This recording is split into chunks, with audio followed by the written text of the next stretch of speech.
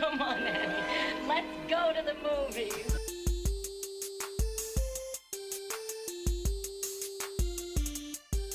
This is the Cinereelists, episode 664. My name is Kyle. My name is James. And my name is Zach. We're here to talk movies, movie lists, and movie obsession for the next hour or so. You know, normally I like to ask you guys, oh, how's it going? But I feel like we all talked just a couple days ago. We did just talk a couple days ago. And it's going well. Good, yeah. And anything change over the weekend for anybody? I worked out tonight for like the first time in literally years. Oh, okay. I mean, like literally went to a place and like intentionally exercised for an hour. And man, I am very out of shape. what kind of workout are we discussing? Are we saying here? Oh, this was I went to a park that has like a big loop to walk around, but then they have all these stations where you use your body weight to do like exercises against bars, and there's like each of these stations has like, I don't know, there's it's double-sided, so there's maybe 30 exercises per station, but like they're separated into days, and you're supposed to go 3 days a week and like do a separate, section of exercises at each station.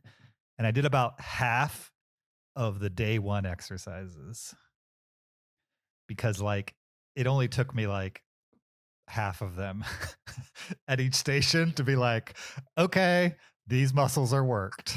You know what I mean? I feel good. Yeah. Right. I like, listen to your body. When I finally walked out of there, my arms were jelly and my legs were numb. And I was like, man, this was not a lot of physical exertion, but I'm feeling it already. So nice. The goal is to go back twice more this week and get in a pattern, because that's probably the hard part, is getting into a pattern more than anything. And hopefully my fatty liver disease will be held at bay. That's the goal here. Very nice. I also started a new fitness plan really 2 days ago. And so, yeah, all my muscles are sore right now. Nice. What are you doing? Like your own thing, or what are you doing? No, I was given a plan by a friend of mine who's very fit. And he's like, you should do this plan. Nice. And so it's all weight training, like squats, deadlifts, bench press, just the whole thing. Sure. And yeah, so we got a free membership for a month at a gym. So I went there and did it. And nice. it was really a good workout, but it definitely kicked my butt. Nice. Awesome. Well, I went to the gym 2 or 3 weeks ago on a free pass at the gym near my house. And man, I have not felt more out of place somewhere in a long time. Yeah. I went at the wrong time. It was like 7:00 at night. And like 3/4 of the people in there weren't even working out. Like it was a singles bar. You know what I mean? It was not really. It was not really? a gym, I would say, for most of the people there. And I was probably double the age of everybody there. Right. I guess it was like a bunch of young gym rats just talking to each other, and basically, yeah. So I told somebody else that, and they were like, "You just went at the wrong time. You got to go at like 11 o'clock on a weekday. It'll probably be empty and it'll be a totally different place."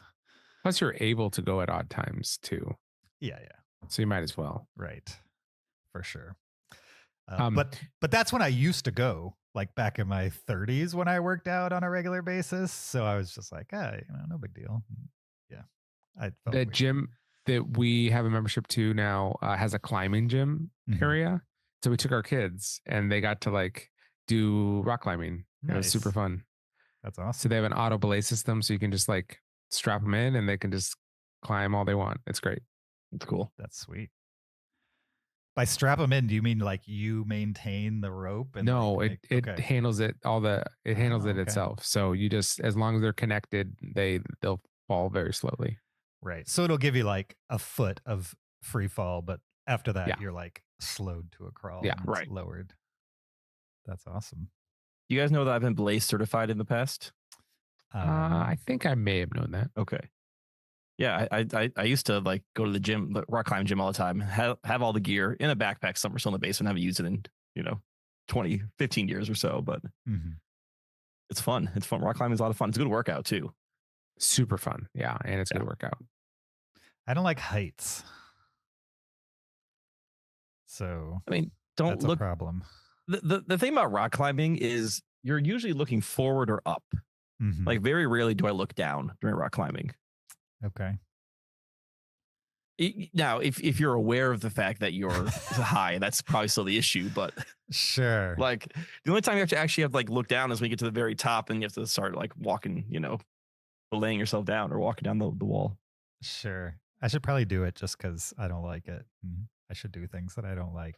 Exactly. But which I've done in the past. I mean, Zach knows I've skydived before, which is not something people who are scared, like deathly scared of heights would ever do. So I have a rational brain that will tell me it's fine, but doesn't mean I like it. I just watched a documentary that's on a bunch of people's lists at the end of the year called Skywalker's A Love Story. Oh, yep. Heard of it. It's on Netflix. Anybody can watch it anytime. And it was really good, but it's about Russian social media people who climbed to the top of like the tallest buildings illegally. And then they take photos of themselves and post it to social media and drone cameras and all kinds of stuff.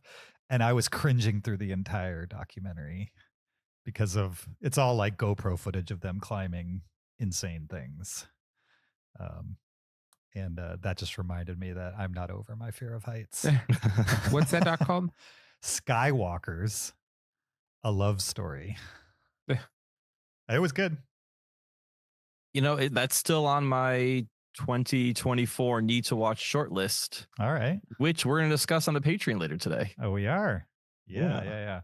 Because we are 1 week away from recording our top 20 films of 2024. So it is crunch time. So we're going to take this week's Patreon if you are a Patreon supporter, and we're going to talk about movies we've seen recently that maybe somebody else in the group needs to check out, or get opinions on movies that none of us have watched that maybe one of us should watch and give the other ones heads up. I don't know, but it's crunch time. So we're going to be discussing that on the Patreon. Speaking of the Patreon, if you want to become a Patreon supporter, go check it out. Patreon.com/Cinereelists. Your support will get you free after show audio, including all the back episodes of the after show, literally hundreds of hours. It's not thousands of hours yet, right? Probably hundreds of hours. Hundreds, yeah. Is there there's thousands of hours of this podcast though, right? Yeah, not just for the sure. after show. Yeah. But anyway, your day one gets you access to tons of additional audio. So go check that out. Link in the description. Also, there's a video version of this podcast, the free version of this podcast. Go check that out on YouTube and subscribe while you listen. Leave us an Apple Podcast review, 5 stars only. We'd appreciate that. That helps us out a lot. You could also send us a listener email. Specifically, what we're looking for right now is your top 10 or top 20 of 2024. We want to know what you, the listeners, were really into last year.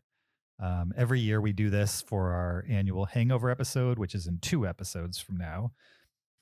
You can email that list to heyguys@cinereelists.com. Send it by the 17th. We're going to take all the listener top 10 lists. Zach aggregates them, puts it through his special math soup to figure out what the favorite film of the Cinerealist listeners is. And that's always a fun time to see what page they're on compared to where we land on our top 20s of the year. So if you don't have 20, feel free to send 10, send 5, send however many you want. But we're looking for them. Please send them by the 17th. You guys ready to jump into this week's list? Yes. Yeah. Let's do it. We've been talking about this for a long time. We're trying to do more important lists. I don't know what the word would be. Specific lists or broad. I guess they're broad lists, really. They're broader lists. Yeah. Broader lists. I would say we tend to do very specific lists. Right. We don't do like top 10 comedies or top 10 action movies, because once we do that, it kind of burns top 10 action movies in under an hour and a half runtime. You know what I mean? Like anything specific, right. We go for action movies.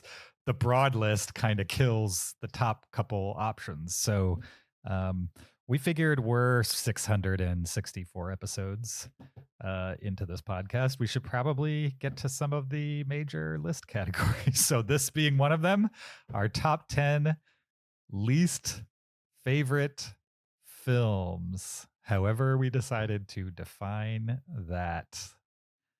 Let's do it. Let's rank some movies. Who wants to go first? I will.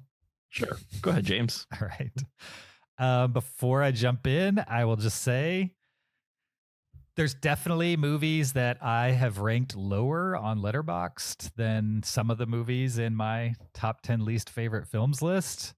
It's just I can't really remember them or why I disliked them. And to me, that means I disliked them in the moment, but they like weren't worthy of disliking long term. Like they weren't that offensive. They were just like, I don't know, nothing burgers that just passed me by. The 10 that I'm going to name today are movies that I not only disliked day one, some of them I've given second shots to and still decided, nope, I agree. Still don't like this. And others I saw once and there's still a memory of why I did not like it. And so now, are these all just dislikes for you, or do you strongly dislike all of these? They're least favorite because I can remember why I don't like it. So clearly I dislike them the least. No, I understand. What I'm asking is, do you just simply dislike them all, or do you strongly dislike them all? Some of these I'm angry at. Is that dislike enough for you?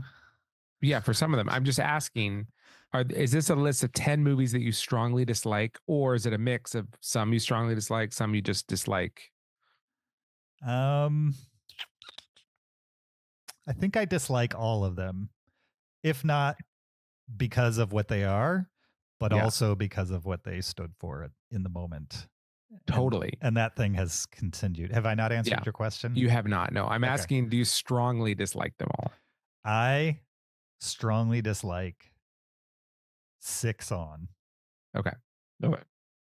Nice. That definitely answered my question. Okay.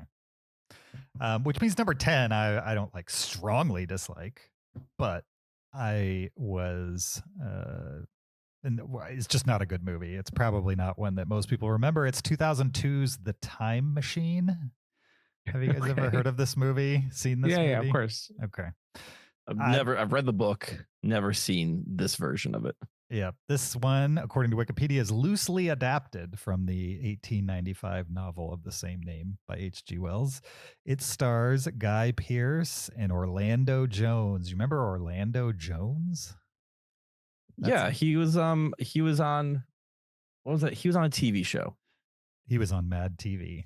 Mad TV, that's what it was. Yep. That's a name I have not heard in a long, long time. Orlando Jones. Jeremy Irons is in it as well, amongst others. So at around this time, Guy Pearce had just been in Memento. And I was on the Guy Pearce train for sure. I was like, man, this guy's amazing. I don't think I had seen a movie from Guy Pearce before that. And I was just like, I'm Guy Pearced to the max. I will see everything this guy's in. And then I saw The Time Machine and I was like, I will not see everything this guy's in because The Time Machine is like watching paint dry, which is insane because it's a movie that should have everything, right? You got a time machine, you got time travel, adventure, suspense, adventure, other words I can't think of at the moment that I'm blanking on. It should have lots of things. It should surprise in some way, shape, or form. And instead, it was just brutal, like watching paint dry. And then the last 15 minutes, they like change the trajectory of the movie. And I don't want to spoil it for people who, for some reason, want to watch a movie from 22 years ago that was horribly reviewed at the time. But it just was like, okay, what are we doing here? This is really annoying because you're like, I'm not going to get into it, but has a really bad and uninteresting ending. They didn't change things for the good. It was for the worse. And so The Time Machine has just always stuck in my brain as like a movie I saw that I don't remember all the specifics about, but man, it was not what it should have been. the time machine. Jeremy Irons has a crazy character get up in this movie. Yeah. Who does Jeremy Irons play in the movie? I think he's the. In my bad knowledge guy. of the book, there's one character in the book. I think he's one of the Eloi or something. Okay, so they make the Eloi humanoid then. He's the leader of the Morlocks and a member of the telepathic ruling caste of the Morlock world. Okay, so he's a Morlock. The Morlocks are the underground people, right? Yes. Okay. So when I read that book, I didn't picture either the Morlocks or the Eloi looking much like humans. Mm-hmm. Maybe humanoid, but I pictured the Eloi looking humanoid. I pictured the Eloi looking like Mr. Burns in that episode of The Simpsons where they think he's an alien. Sure. So kind of like soft featured and everything like that. But the Morlocks were more or less monstrous in my reading of that book. The Morlocks, I think I 100% just pictured as what's that green goblin looking character from Street Fighter 2?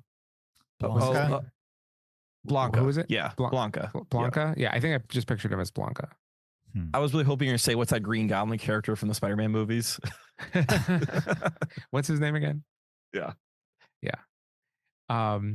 Great. That's a fantastic choice because that movie is so inconsequential to the history of cinema. It just means nothing to anything. I don't even think it's out on Blu-ray. It's like dead. They don't even want to bother with it. Anyway, go ahead.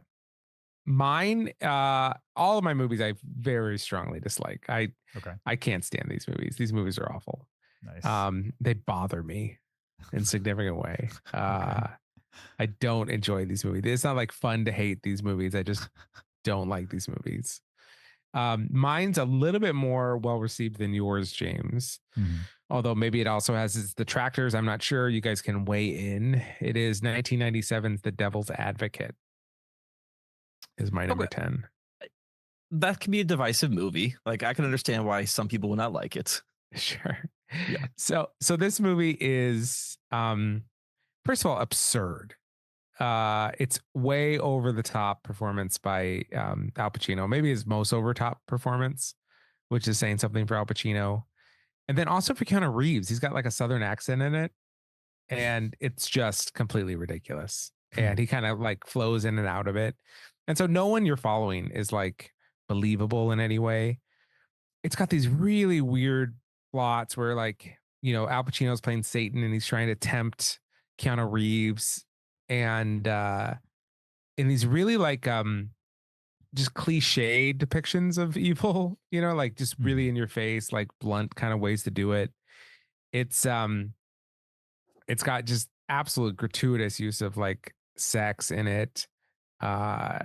It's just so dumb. It's like it's depiction of like evil and like how he's trying to like tempt Keanu Reeves and like Charlize Theron's in it, and it's so offensively dumb and like over the top and crazy and not fun to watch. And Al Pacino, when he goes like full devil mode, it's just embarrassing. The whole thing's embarrassing.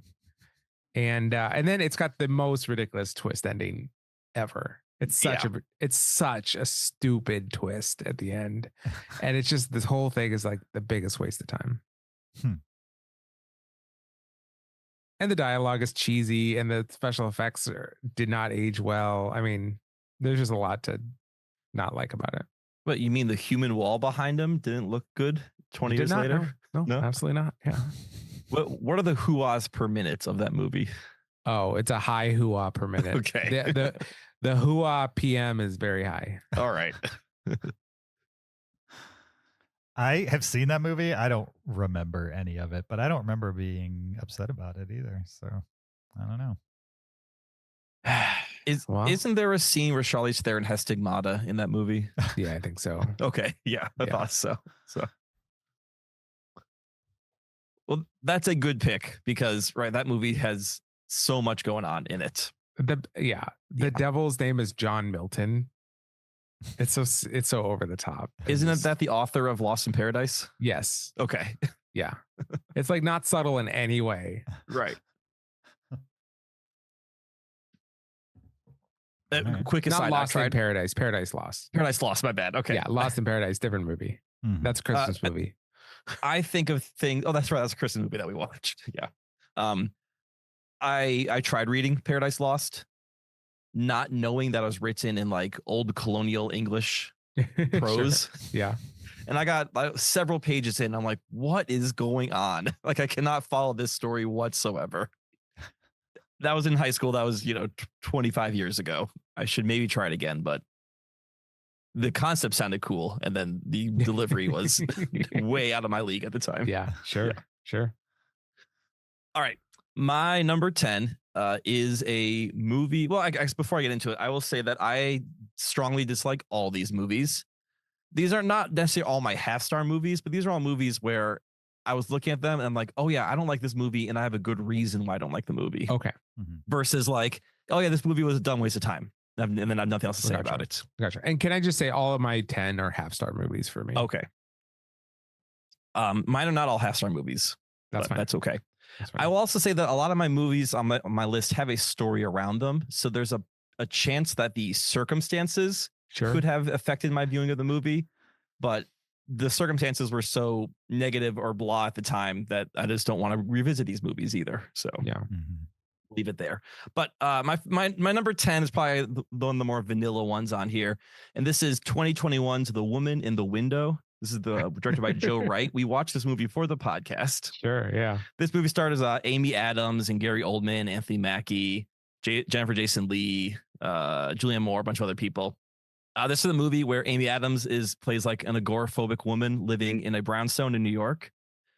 And she starts spying on her neighbor, Gary Oldman, and is convinced that she's witnessing a murder of some sort. So it's very Rear Window.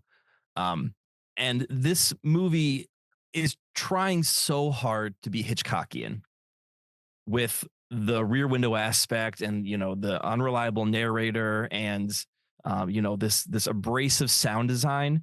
But where Hitchcock can implement, he knows how to implement his tools, and that's what made him Hitchcock.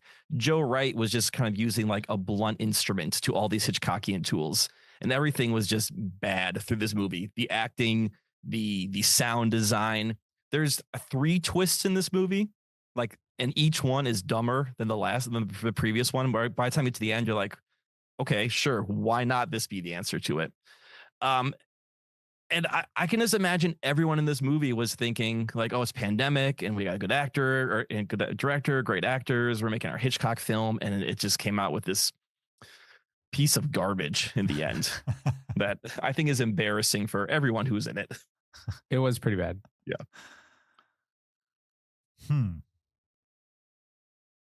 I remember you had a visceral negative reaction to that movie that I don't think I had the same reaction. It's not a good movie.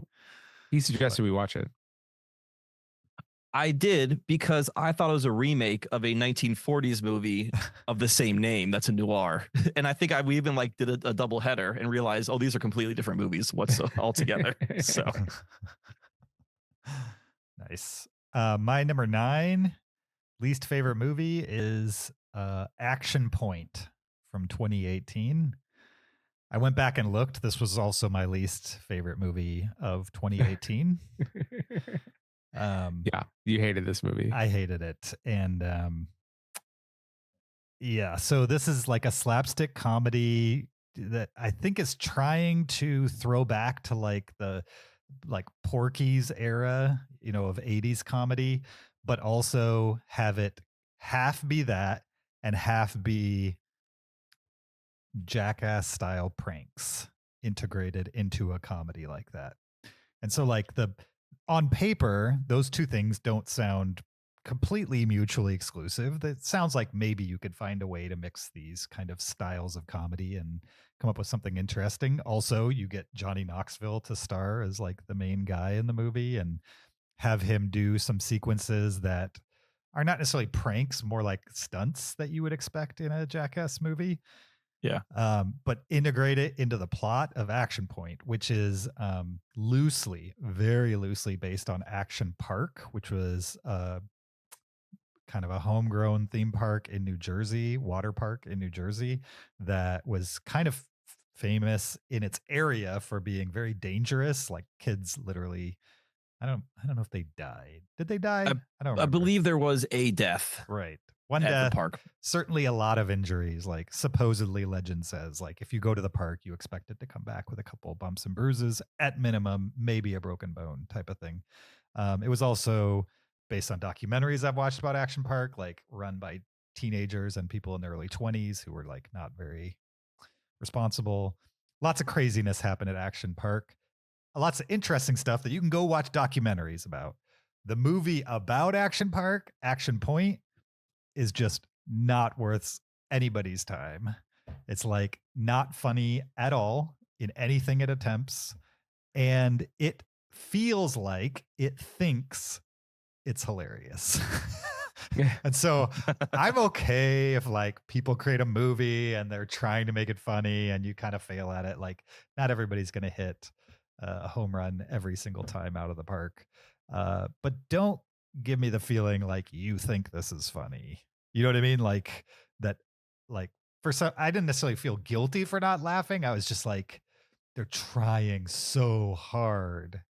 And it felt like they were actually sections of the movie that were like spread for laughs. Because Jackass, when they edit Jackass movies, I've heard the editors talk about it. Like they know that when they play this in a theater, when something crazy happens or something interesting happens, they actually leave space because they know the audience needs like a good 10 seconds to just kind of unwind. They'll show the guys laughing, they'll show them unwinding, you know, stuff like that. It felt like they took a lot of those edit decisions and integrated into this. It just was not funny at all. Oh, and so you just ended up with like everything they attempted fell flat. And that was the point that I realized like, unless it says Jackass before it, I think I'm out when it comes to Johnny Knoxville or like any of his little side projects. Because between this and Bad Grandpa, neither of them were very good. So my number 9. Nice. Okay, my number 9 is from 2005, and it's called The Weatherman. And this is a Nicolas Cage movie where he plays a weatherman. Surprise, surprise. And the audacity of this movie to come out 5 years after The Family Man, also starring Nicolas Cage. The audacity to have 2 movies within 5 years called The Blank Man starring Nicolas Cage, and both being bad movies. It's just give it up. But I really hate this movie. It's like all the things I don't like. It's so depressing. The movie is such a downer, and it's a slow downer. And the main protagonist is Nicolas Cage. He plays this weatherman that's just self-absorbed and whiny and passive and has all these like silly first world problems, and he's just so unlikable. And this movie's overly serious, and it's supposed to be like a comedy drama, but it's not funny. So it's just this like drab, depressing drama about a guy you don't like who takes himself way too seriously, and it's played by Nicolas Cage, who like can be in interesting projects, but himself is not a good actor. And it's just it falls so flat in such an offensive way that it just, I hate this movie. And it's just bad. And I'm just annoyed that this movie exists. So The Weatherman from 2005 is not worth seeing. You always say that Nicolas Cage is not a good actor, but like Adaptation.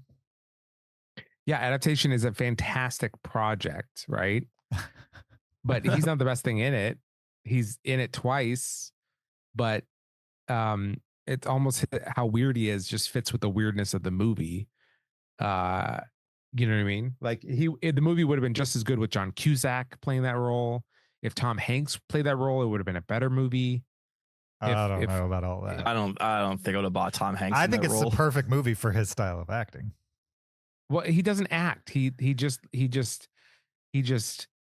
I don't know. You think Nicolas Cage is naturally like he is in adaptation? Like he naturally has a split personality? Is that what you're saying? Do I think that he is an eccentric millionaire wacko? Yeah. In real life, yes. I think he's a wackadoo in real life.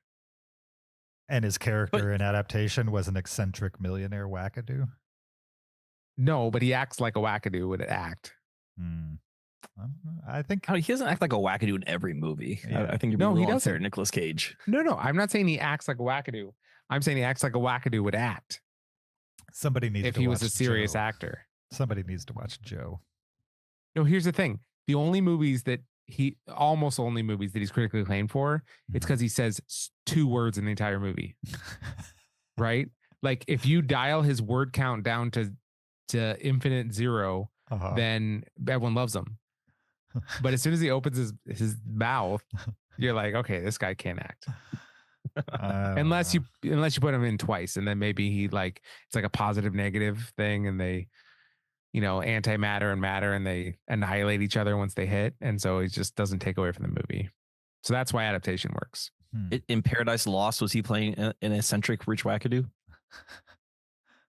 You mean Lost in Paradise? No, I did that on purpose. that was intentional. Yeah, he was pretty awful in that comedy. I don't know why you put him at the center of a comedy with John Lovitz. Right, because he got John Lovitz and Dana Carvey playing the straight man, backing him up. And here's the thing about the Weatherman. No one, not even your like most hated billionaire gets thrown more than maybe 3 milkshakes in their life, right? The top anyone has ever gotten milkshakes is 3. This guy seemingly, just because he's the weatherman and people don't like the weather, he gets constantly bombarded by fast food. It is so silly. Have you guys ever been milkshaked? No. I have. Really? Because for real, didn't like you? Real life? Yeah, real life. What happened?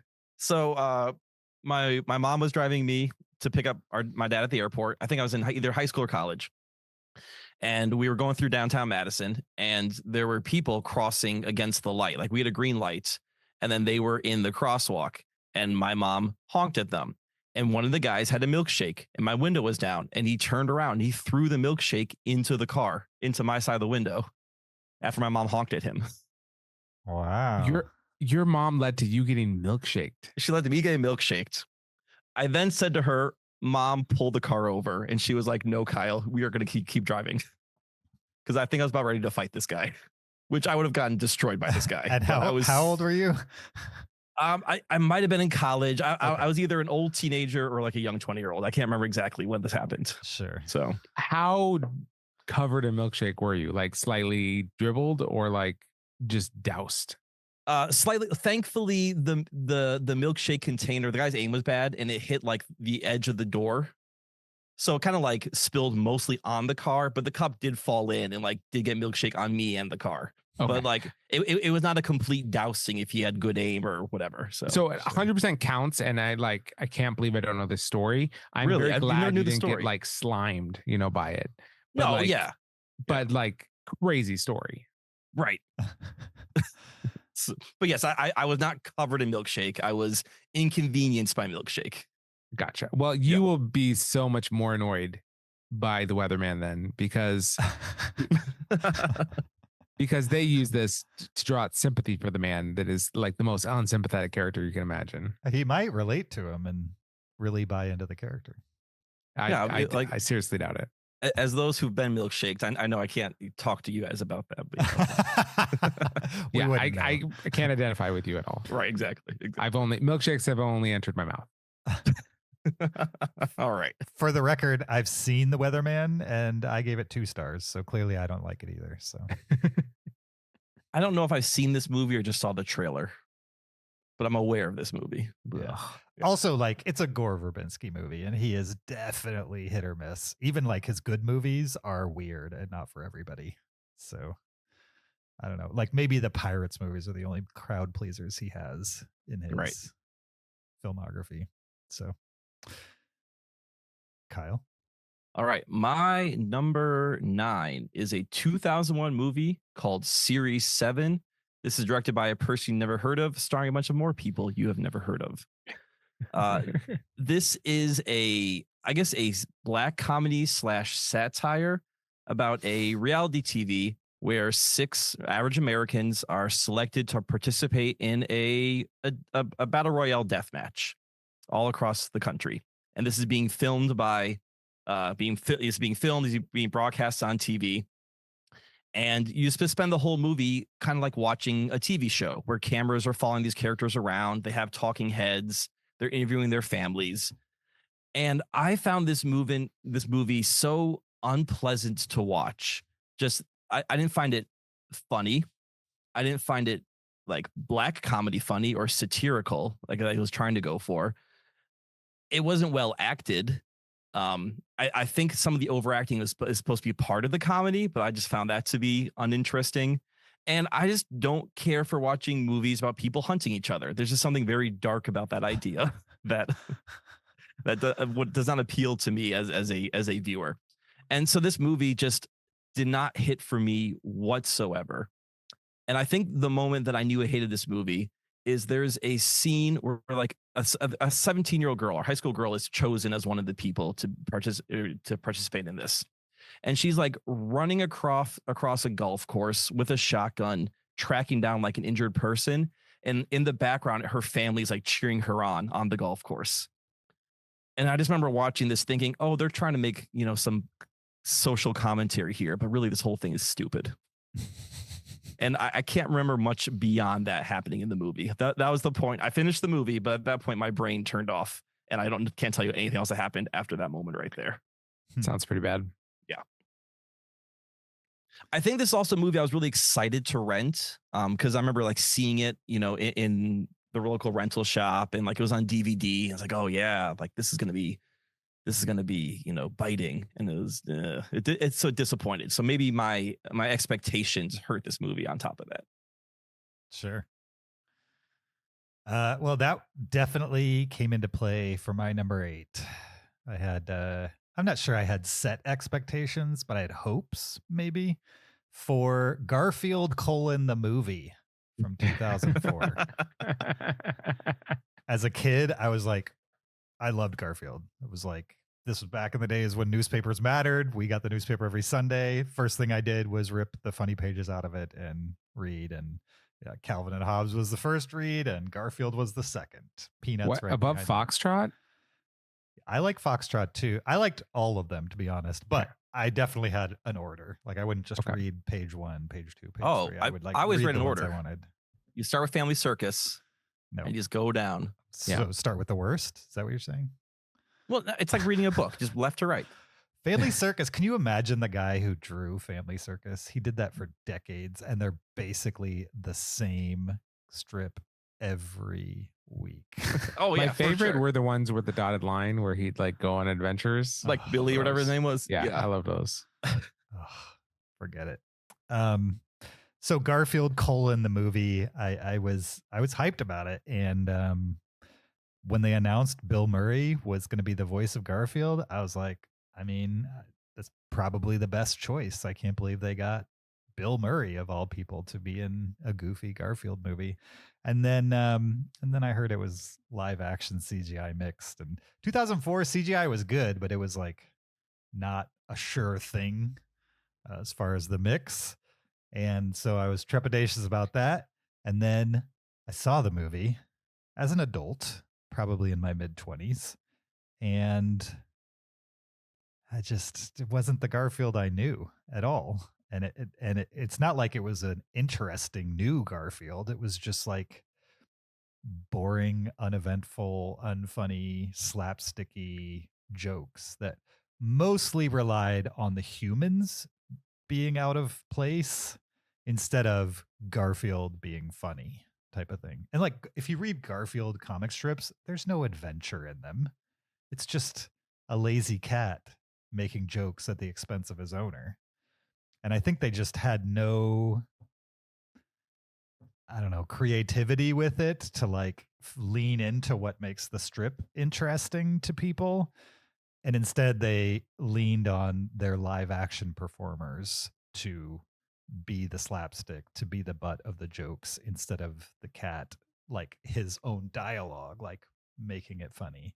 And it didn't make sense for me at the time. I remember watching it when my son was young after the theater, like watching it a second time and being like, I don't know what a good version of a Garfield movie is, but this is not it. And it's always stuck in my brain as just totally missing the point when it comes to adapting something that's already a visual property in a different medium. So Garfield, the movie, my number 8. Nice. Well, I have not seen that. I don't think I probably would never accidentally see that movie. So now I know to steer clear. Yep. Don't accidentally see it. Yeah. My number 8 is a movie that I definitely don't like, but also I had a really bad experience watching it. And so the two together just form a potent combo of dislike. So it's 1999's Bowfinger. Mm-hmm. Oh, I like Bowfinger. You like Bowfinger? It's funny. Yeah. With Steve Martin and Eddie Murphy and Heather Graham. Okay. Go ahead. So I'll say the plot of the movie. I'll say the instance that I watched the movie. No, I'll say that last, and I'll say why I don't like the movie in the middle.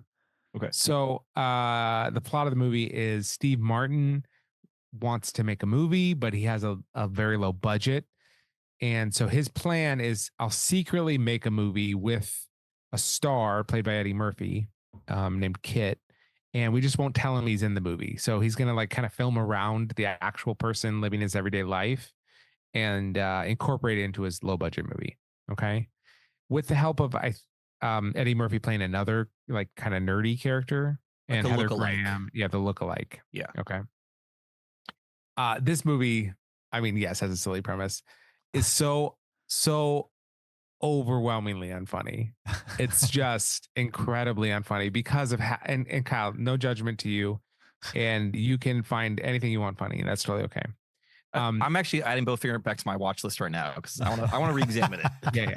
It is incredibly unfunny. It is so slapstick and stupid, and Eddie Murphy playing these outrageous characters that are just absolutely absurd that could be called like comedy. It's more just like a balloon blowing around the room letting its air out. It's like it's so dumb, and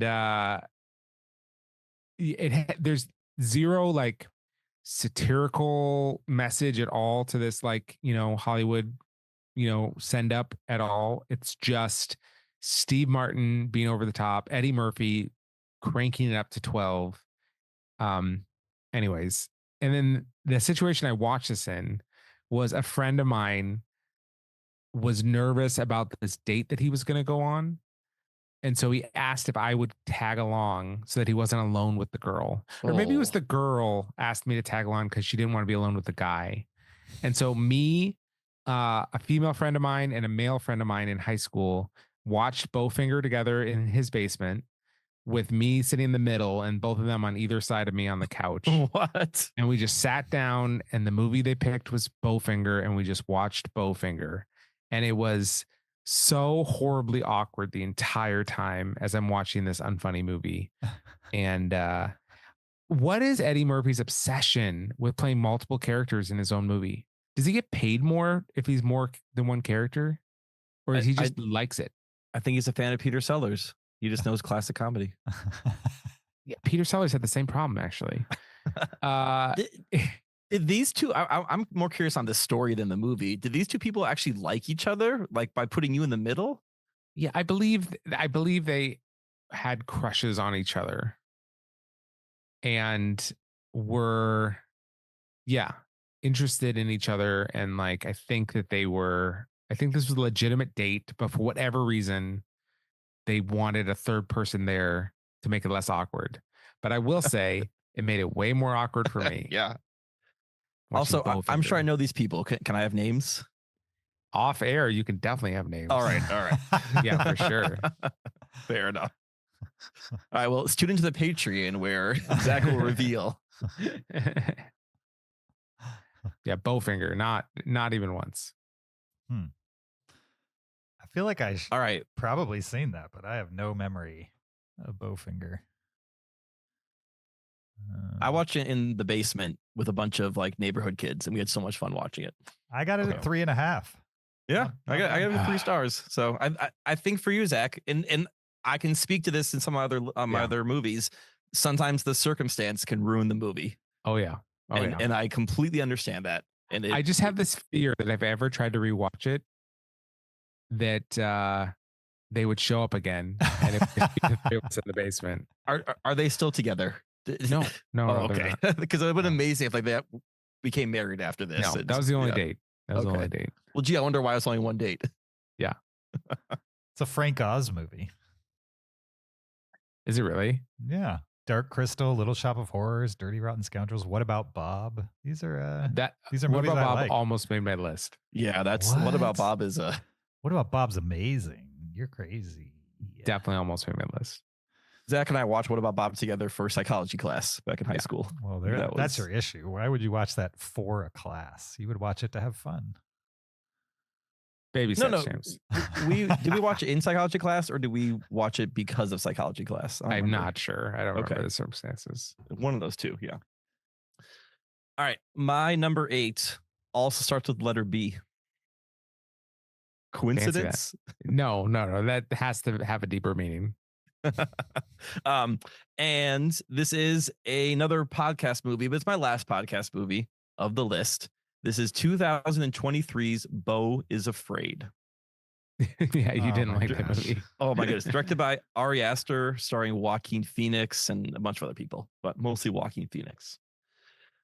I was very excited for this movie because both Hereditary and Midsommar, Ari Aster's previous movies, had interesting things going on. They were tough watches for me, but I found things I really liked about them. And I thought overall they were successful movies. So I was looking forward to seeing this movie. I like Joaquin Phoenix. And this movie was 3 hours of a grind for me, or maybe 2 hours and 40 minutes, because there was one part I did actually like about this movie, but the rest of it was a really rough watch for me. So this movie right off the bat cranks things up to 11, and it is so abrasive. It's abrasive in the world that Joaquin Phoenix lives in. It's abrasive in the acting choices. In this movie, Joaquin Phoenix is either at a 1 or a 10. There is no in between. There's no nuance to his performance. There's no nuance to anyone's performance throughout this movie. In fact, everyone is just either hitting you with it or doing nothing at all. And 3 hours of that really grinded on me. And it does not help that this movie starts off right off the bat. It tells you what it is. So I appreciate that this movie said, hey, this is what I'm going to be. Here we are. And if you like that, you are in for a great time. But if you don't care for what is given to you in those first 5 minutes, you might as well just turn that thing off, because it is not going to change more or less. Again, the little parts in here I liked. Remember the scene when he's in the house with the couple and then the daughter starts to like just drinking paint because she gets mad at him? So upsetting. And so just, again, like the most extreme choice of any situation was made in this movie throughout. The Parker Posey scene at the very end, right? Her last scene in the movie, we can just say. Yeah. I just found this movie such an unpleasant watch. And I think part of it was the expectation factor, being Ari Aster, who I know doesn't make pleasant movies. So like I wasn't expecting like a jaunty stroll through the park, but I feel like he was trying so hard to turn people off. Like, let's see how far I can push you. And for me, it was too far. I mean, that's a movie I really liked. That's a 4.5 movie for me. Oh, yeah. No, I remember you guys really liked that movie, and I was on the exact opposite extreme. Yeah. Oh, for sure. But again, it's if you like what it's serving, you're gonna like that movie. Yeah.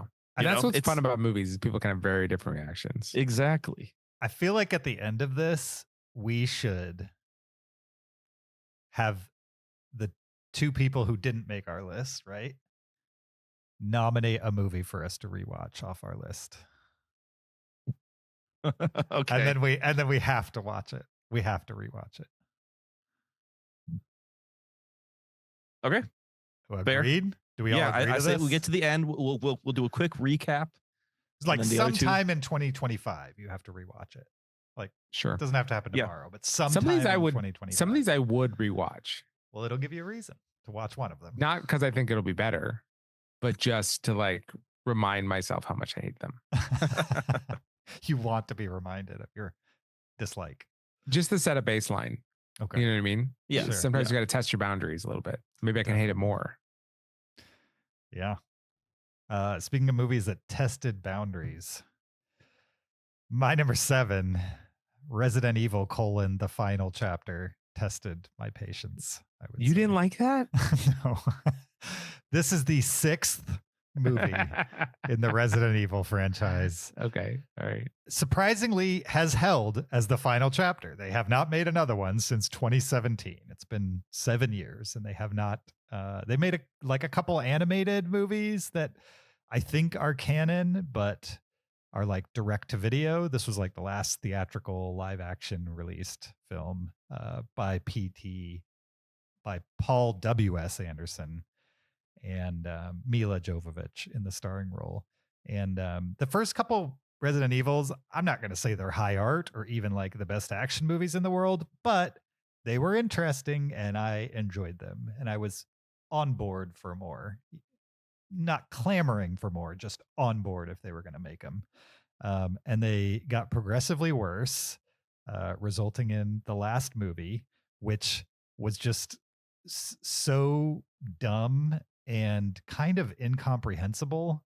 Like it was fast cut edited to like annoying rock music. They completely changed the setting from like nighttime labs and cities to like post-apocalyptic deserts and stuff like that in the middle of the daytime. It didn't make a whole lot of sense. On top of that, the last movie ended on a cliffhanger with like 5 characters moving on, right? It like set up a sequel where these 5 characters had survived the current film and had moved on. And then when the final chapter starts, 4 of those characters never mentioned again through the entire movie. Like no, not even like oh yeah, they died or they're somewhere else or whatever. They just don't mention them at all. Ignore it. And it kind of made the whole movie pointless to me, especially like you're 5 movies in. Like, can we find out what these other 4 main characters, like what happened to them? Nope, not interested in it. Instead, we're going to give you incomprehensible editing set to metal music in a totally different environment than what you've seen in the last 5 movies. It was brutal. I didn't like the movie. I guess I am angry at the 7 of my movies, not 6. Okay, because there you go. This is the 7th, and I feel like as I talk about it, I'm starting to get heated. So my number 7, Resident Evil: The Final Chapter. That's great. Okay, so my number 7 is probably my most controversial pick because I think this is a movie that more people will like than the other movies on my list. Okay. But I really, really don't like this movie. It's called The Nightmare Before Christmas, 1993. Oh, yeah. And Plexi, I'm sorry for this. Cover your ears for the next 5 minutes. You'll be surprised here. There's no Tim Burton movie on my list. This is the closest we come. Okay, it's not to even a Tim Burton movie. His movie. He's just producing. It's not his movie. That's what I said. There's no Tim Burton movie on my list, but he produced it though. And I mean, it's a very Tim Burton movie. I am just deeply, deeply disturbed by this film. I'm not going to say it's a bad film. I don't think it's a bad film. I mean, it's really good stop animation and, you know, it's got interesting characters and that kind of thing. But I found this movie so incredibly disturbing. You know, the kids got shrunken heads in their stockings and they pull them out and you just see them holding the shrunken heads by their hair. And it's just like, so macabre. And they kidnap Santa and like stuff him in a sack and then they hang him up and torture him. And it's just like so disturbing. The most haunting SNL sketch I ever watched was, I think Santa got killed or died on someone's roof. And they're like, oh, what do we do? The reindeer's up there. And then they shoot all the reindeer to like cover their tracks. And I was just so disturbed by that. And this movie is right up there with just like, okay, let's destroy everything magical about Christmas and just make it Halloween Town and just creepy and just disturbing. And it is not for me at all. Yeah. So disturbed by this movie. So that's why The Nightmare Before Christmas is on my naughty list. I mean, yeah, lots of people love that movie, so yeah, for sure. I'm not surprised that it's not your cup of tea. Just but don't a give a top kid 10 a shrunken least head. favorite? I don't know. Yeah, this is top 10 least favorite for sure. You actively dislike this movie. It's just so just repulsive to me. Yeah. Wow. Repulsive. Do you like what's the movie? Coraline. I like Coraline. I find Coraline more. I like both of them. I find Coraline more disturbing. I think Coraline has some disturbing bits, but they didn't stuff Santa in a sack. No, but they do take kids' eyes and replace them with buttons, amongst other things. Yeah, super disturbing. I mean, this guy needs therapy. The Selleck guy. Yeah. I have a Nightmare Before Christmas story also, but maybe I'll tell that. Maybe I'll save all my stories for Patreon or something. Okay. All right. It has nothing to do with the movie. It's just something that happened after I saw the movie. It's just a memory I associate with Nightmare Before Christmas. So, okay. Yeah. A girl broke up with you? Somebody no, broke up no, with you? No. What year that came out? That came out like 93? Yeah. So you were like 10. Yeah, I was 10. No one was breaking up with me. I was 10 years old. Sure. All right, my number 7. I'm gonna kind of do the same thing Zach did. I'm gonna tell you what the movie is. I'm gonna tell you kind of what it's about, and then I'm gonna give you the circumstance that led to what I think is a bad movie to being even worse, and why it's my number 7. So my number 7 is Gone in 60 Seconds. This is starring that acting genius Nicolas Cage, as well as Angelina Jolie and Giovanni Ribisi.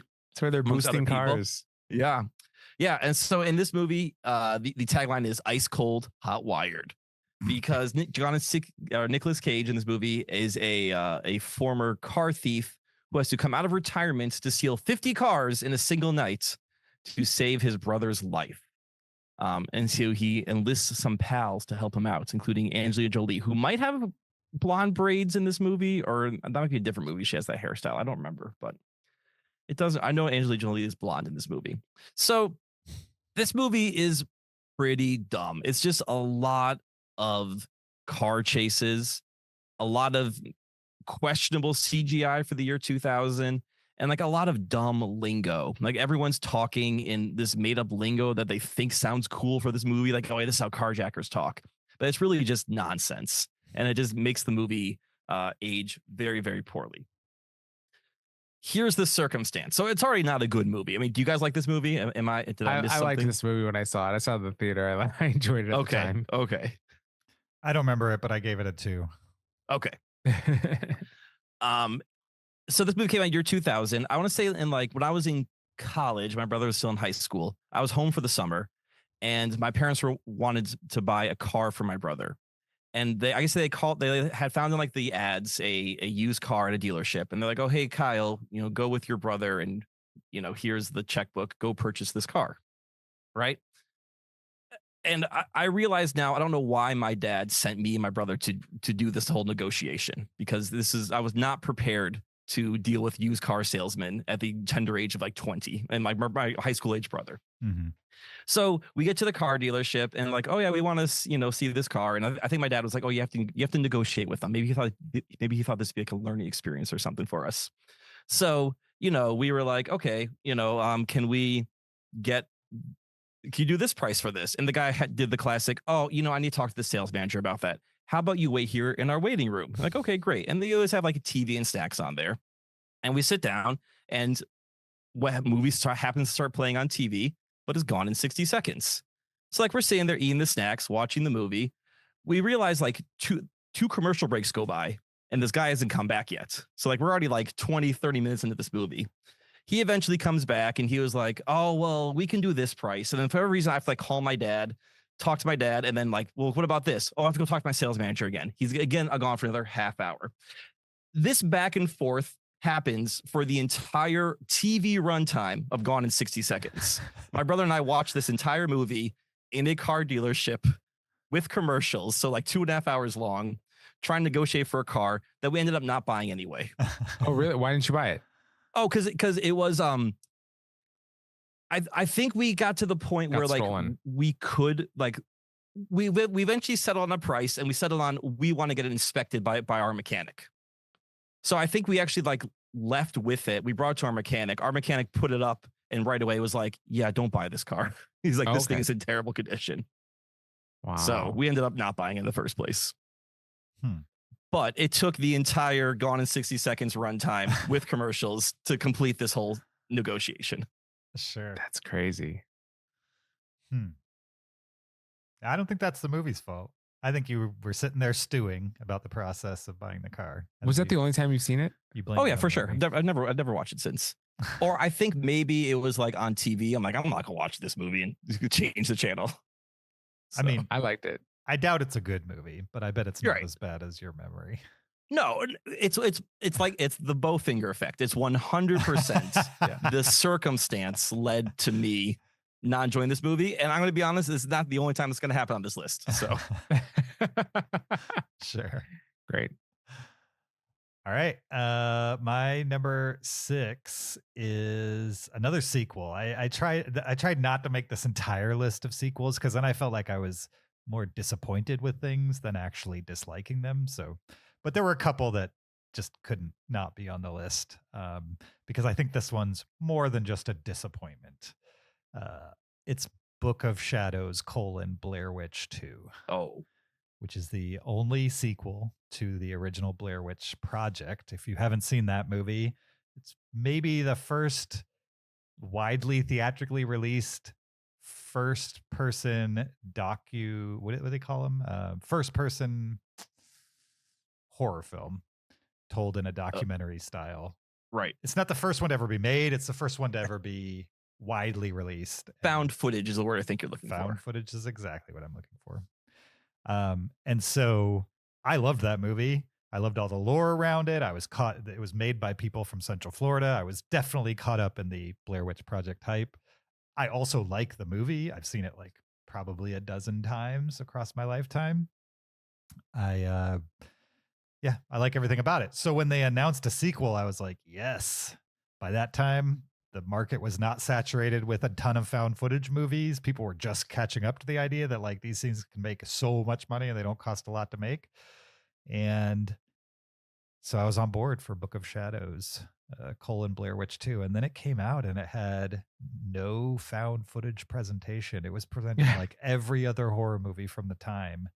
Oops. And they gently leaned into the lore created by the first movie, but didn't expand on it in any interesting way, and just filled it with late 90s, early 2000 horror movie cliches from one end to the other, and just essentially destroyed everything that's interesting about the movie, about the first film, and instead gave us this limp, boring, barely passable horror movie that nobody will remember other than the fact that it's the failed sequel to a landmark horror film.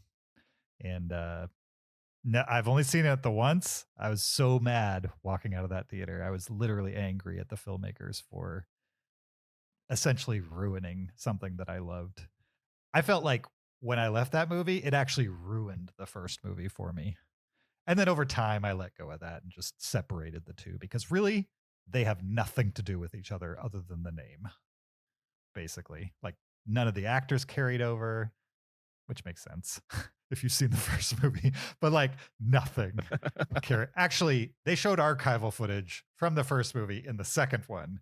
And if they had done that in interesting ways, maybe I could forgive it. But it was like, it's just trading off a name, basically. I wouldn't be surprised if they had that script and they just shoehorned Blair Witch stuff into it in order to speed it into production. So right, just to like capitalize on the brand. Yep. I was I should have just been disappointed. Instead, I was angry at the second Blair Witch movie. My number 6. Yeah. Okay. My number 6 is a movie that I try not to mention on the show. I'm not sure if I've ever mentioned it on the show, but I'm going to mention it this episode because this is the time to do it. And talk about how much I hate this movie. It is Indiana Jones and the Kingdom of the Crystal Skull from 2008. It doesn't come up a lot on this show. This movie is maybe my biggest movie disappointment, because I love the Indiana Jones movies so much, right? They're so great. And so it's possible that you could think that when I saw this movie and I didn't like it, it was just the disappointment talking because I loved the other movies. But you would be wrong because this is just objectively a bad movie, regardless of the fact that I loved the movies before. This movie is so bad. And to be this long-awaited sequel that we didn't actually need, but we got. And then if we're going to get it with the original creators involved, the original actors, this could be wonderful. And it was so disappointing, made by the same people that seemingly had no idea what made their first 3 movies great, and gave us something that was this bizarro, poor adaptation that lacked all of the things that made Indiana Jones wonderful and included all these other things simulacrum that were terrible. The main kind of mystery in the movie is aliens, which to me, Indiana Jones is about religious relics, and mysterious artifacts from mythology and stuff like that. Not aliens. It seems so incongruous. It's overuse of CGI. Mm-hmm. Whereas the original ones just felt so real and practical and people actually rolling around in the dirt. This felt so fake. And they'd have whole chase scenes where they're standing on top of cars through a jungle, and then army ants would climb up, and it just, everything felt so incredibly fake. And even it started with gophers, right? The first thing you see in this movie are CGI gophers or prairie dogs or whatever they are. And it's so it couldn't be dumber. I think the action was unrealistic. I mean, he escapes a nuclear bomb by jumping in a fridge, and then the fridge gets blown through the air and bounces and rolls, and he's just fine, like you do. The villain lacked any type of charisma. Is Kate Blanchett playing this generic Soviet character, and it just, that so thick Soviet accent masked any type of persona that the other Disney Bond, or not Bond villains, but you know what I mean, Disney. My brain is misfiring because of how annoyed I am. You're short circuiting discussing this movie. Shia LaBeouf is in it, and he's a greaser, and it's all the period stuff is so cliche with the greasers and the communists, and then Shia LaBeouf is, I mean, the idea of having his son, I like that idea. Because with the third movie, we got Sean Connery and Harrison Ford. We had this father-son thing. That's an Indiana Jones thing, and going to Harrison Ford's son is interesting, but what they did with that character was so uninteresting. And it ends with this alien spaceship, and it's just all so poorly done, awful. It's the biggest disappointment you could imagine. It looked terrible. There wasn't anything about it that looked good. It was such a shame walking out of that theater, being that is what we've been waiting for. This was terrible. So I didn't like it. But it's just my number 6. So that's good. That's good. So there's worse. Yeah. Yeah. Nice. Galen has watched all the Indiana Jones movies. Mm-hmm. Some of them multiple times, except Crystal Skull. You refuse to show it to him, or he hasn't watched it? No, I've told him if he wants to watch it, I will watch it with him because I don't think I've seen it since it came out in the theater. But like he even like he'll look at the poster and he'll be like, "This looks stupid." Like just from the poster, he's like, "I don't want to watch this movie." I'm like, okay, you're good call, child. Has he watched the most recent? Yeah, he liked that one. Nice. Yeah, so he's seen 1, 2, 3, and 5. Nice. Or 1, 2, 3, and 4, as you guys would put it. Sure. Yeah. All right, my number 6 is maybe a bit of a gimme, but I knew this movie would be bad going into it. I was watching it with friends. It was like a movie night. They chose the movie. It was in college, but I didn't think it would be as bad and as lazy as it was, and how much I would hate the experience of watching this movie. And that is 2006's Date movie. Okay. Right. Now, if you remember, like in the 2000s, we had a Scary Movie came out, and that was kind of a thing. And they made a bunch of sequels. And then I don't know if it was part of the same studio or if there's ripoffs, but then all these spoof movies came out called like Date Movie and Epic Movie and Vampire Movie. And they were just kind of these lazy spoofs of whatever was big in pop culture at the time. Mm-hmm. So it was a movie night. My friends were like, "Oh, let's watch a Date Movie." I was like, "Okay, sure, whatever." Not having high expectations for this movie. But man, my low expectations were too high for what this movie gave me. Like I should have lowered them. This movie stars Allison Hannigan, who I like. I remember her in Buffy. She was in what's the movie? American Pie movies. And then she was great on How I Met Your Mother. This is maybe like a little transition period for her. She plays the main character.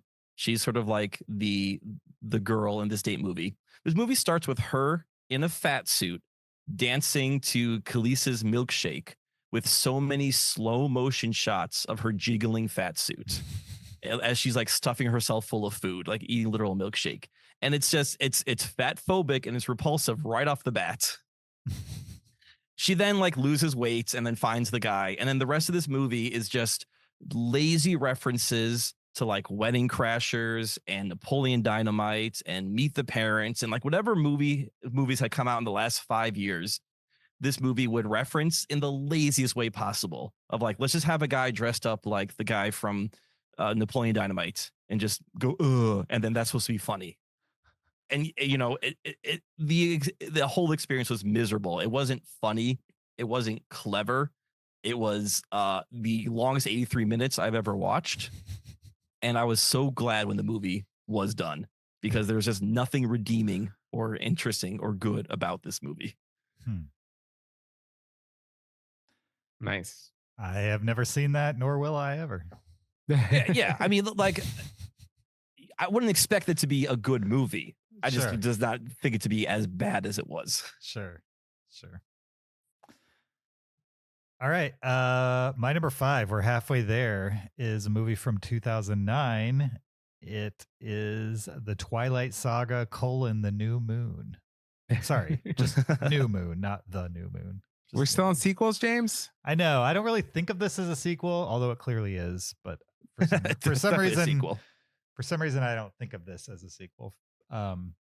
So Twilight, right? It came out 2006, something like that. The original Twilight. 2008, I think. 2008. Okay. Yeah. Well, then they sped this one out if it came out in 2009.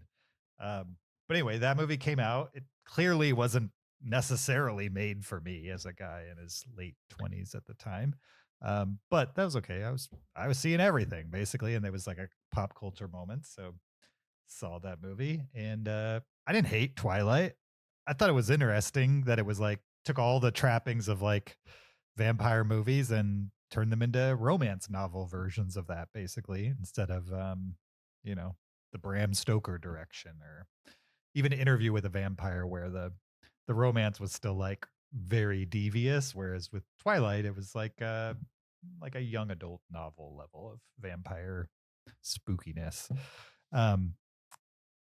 So it's not that I was jazzed about a sequel, but man, New Moon is so boring. It's also the longest movie out of all the Twilight movies by like 10 minutes plus for no reason whatsoever, because nothing happens in New Moon. Like everything they built in the first movie, they reiterate in dialogue in New Moon. But basically, the whole movie is just Bella pouting the entire movie. And she's like the character you're supposed to be invested in. She's the main character.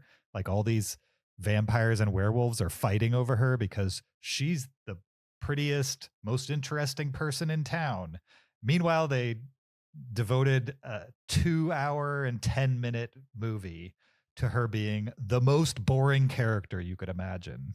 And so once you get out of that movie, there were definitely, I saw all of them. There were definitely movies that like brought it back to the fun of the first movie, but they made it real hard to stay on board with this story, because after New Moon, I was like, I think I might be out. And then when the next one came out, it got way better reviews than New Moon. And I was like, all right, well, we'll give this another shot.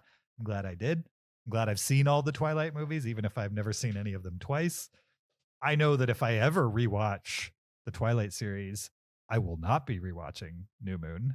I will read a plot synopsis or maybe the Wikipedia entry, or maybe I'll just, go wild and not even bother with a recap, because I'm pretty sure 0 consequential things happen in New Moon.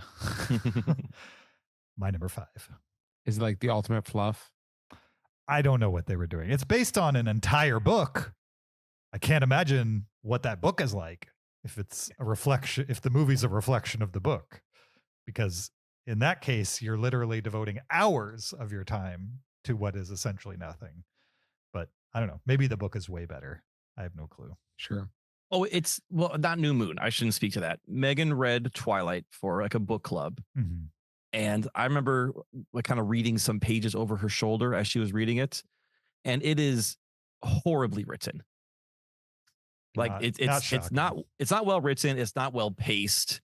It's like the whole, I read, I think one portion I read was like a page on her describing like the sleeves of Jacob's coat in class or something like that. So like, okay, we're just going to go into the fine detail and the stitching of what this character is wearing. I mean, the Twilight series, if you watch it now, it's interesting because it's written by somebody who used to write fan fiction, right? Like vampire fan fiction. That's what Stephenie Meyer's, like, that's her origin story. And then on top of that, she's Mormon, I believe. And so there's all these like weird religious Mormon morals placed on the world and the storyline of the Twilight series. And so there's something to be taken from the series on top of the first movie just being goofy and weird, and then like the third movie becoming more serious, and then the fourth and fifth just being like a big all out final battle type of thing. But man, the second movie right at the beginning is just like impossible to get through again. In my brain, I'm never even going to attempt it unless you guys force me to. Well, we might. My number 5. So did you know that the 50 Shades of Grey books, those started as Twilight fan fiction? Yes, I did. Okay. Yeah. Okay. My list, I always try to find a way to shoehorn Robin Hood onto my lists. Mm-hmm. Of course. This one wasn't hard because there's a Robin Hood movie that is one of my top 10 least favorite movies of all time. It is 1976's Robin and Marian. And this one had things to say in its defense. And yet it was, I dislike it so much. It is starring Sean Connery as Robin Hood and Audrey Hepburn as Maid Marian. And that alone is interesting. Like, I would want to see that. And it plays older Robin Hood, older Marian. We catch up with them later on in life. Okay. Mm-hmm. But this movie is so frustrating for me because it is a sad, cynical film where Robin Hood is not a heroic character, but he's tired. He's old. He's unsure of himself. He is cynical. He's not like, this altruistic, like respectable person anymore. He's like kind of like curmudgeon-y. And it's just like, why do this with Robin Hood? Like like a character that's supposed to be like just like good and heroic, and instead he just made him sad and cynical. And him and Audrey Hepburn just fight during the movie. Him and Maid Marian, they have no like romantic chemistry at all. The movie's very slow and dour and melancholy. It's not swashbuckling or adventurous or anything they would associate with Robin Hood. It's got a very bleak view of aging, where they're just like falling apart and winding down, and like things are worse and terrible, and it's just sad and depressing. And then I'll tell you how it ends. Maid Marian poisons Robin Hood and then commits suicide. And it's a tragedy. Oh yeah, for sure. And it's just wow. Why is this a Robin Hood movie? You know what I mean? Like, just have some knight and his like woman or something like that. But to take this character, I guess that I love, but I would think all of America loves, and to do such a cynical take on it that's so dour and end it that way, and it's just so it's just very frustrating for me. I really, really disliked this movie and why it existed. So it's my number 5. I have a Robin Hood question for you. Yes. It's a movie question. So Galen has seen Disney's Robin Hood. Okay. And I want to show him another Robin Hood movie. But like, I think Prince of Thieves is not a good movie and not appropriate for him, the Kevin Costner one. And I think Men in Tights is a great movie, but I'm not ready to watch Mel Brooks with my child. I think it's appropriate for his age. But there's the whole chastity belt yeah, but that's all there is the mention of a chastity belt. Okay, I don't know. They don't show anything except she's in the bath, and so she's in the bath with the hair. I guess she's rather sexualized throughout the movie. Yes, yeah, and it's and like Mel Brooks humor, especially his sexual humor, can be on the cruder side of things. We can agree. So yeah, I mean, the 1938 is a great option. Also, Robin Hood and His Merry Men, the Disney live action, is a really fun one. Okay. It's called Robin Hood and the Merry Men, and it's a Disney live action Robin Hood. Okay. And it's good. Yeah. All right. Robin Hood's Merry Men. But then get him to Men in Tights at least by his teens. Well, so for sure. It's also one of those things, James, maybe you can already have a kid grow up. Like when do I let him just discover this for himself of like Monty Python, I discovered for myself. My parents love Monty Python, but they never showed it to me. I found it, and then we could bond over that. Same for Mel Brooks. They didn't show me, well, maybe like later some things they did, but like Spaceballs, I found on my own. Just accidentally leave it on the ground one day. Right. Okay. Sure. I mean, I recommend you show him things that you want him to see, because they, in my experience, are not living the same childhood you lived. For sure. He's not going to discover movies the same way you discovered movies. He's not going to be watching cable at 10 o'clock at night. Right. He's more likely going to not be invested in movies on the level that we were, because he has way more options than movies. And so every opportunity you get that makes sense, that's not force feeding somebody something, I say do it. I don't think you can really go wrong, because he's going to have 800 million other things his friends want him to be into that are not movies. Fair. That's true. Okay. James, that advice was worth the price of admission for this episode. Great advice. Yeah. Cool. Great advice. Yeah. But also, like, show him things and let him not like it too. You know what I mean? Oh, yeah. Yeah. No, I'm not going to force it on him. Right. Like, at some point, I stopped telling my son, I love this movie, because I didn't want him. I'd just be like, oh, I think you'll like this. You know what I mean? Like, that was enough, as opposed to like, this is my favorite, because inevitably he was going to like it, whether he did or not, because that's how kids are. You know what I mean? They're a reflection. But if you leave room for like, I think you'll like this, maybe you won't, but hey, let's watch it anyway, then he can make up his own mind. Anyway. I did watch, I'll say this for another port, like the review of it. I did watch Deadpool and Wolverine finally. And like I was talking about it the next day, and Galen's like, oh, you saw Deadpool Wolverine? I'm like, yeah. He's like, yeah, wasn't it funny when they had the baby Deadpool that did this? I'm like, yeah. He's like, yeah, what about this part? I'm like, yeah. I'm like, have you seen this movie? He's like, no. I'm like, how do you know about this? I was like, oh, I've seen trailers. I'm like, what do you mean trailers? Like on YouTube. And I think he's watched a bunch of like fan made trailers. Mm-hmm. And I think my son has seen Deadpool and Wolverine just in like 3-minute split up chunks, because he kept like referencing, what about this part? What about this part? I'm like, are you sure you haven't watched this movie? Sure. And he's either seen it once and it made a big impression, or he's watched them a bunch. I think he's watched the fan made trailers a lot. And like that's the closest he can get to watching a Deadpool movie, is watching these trailers on kids' YouTube.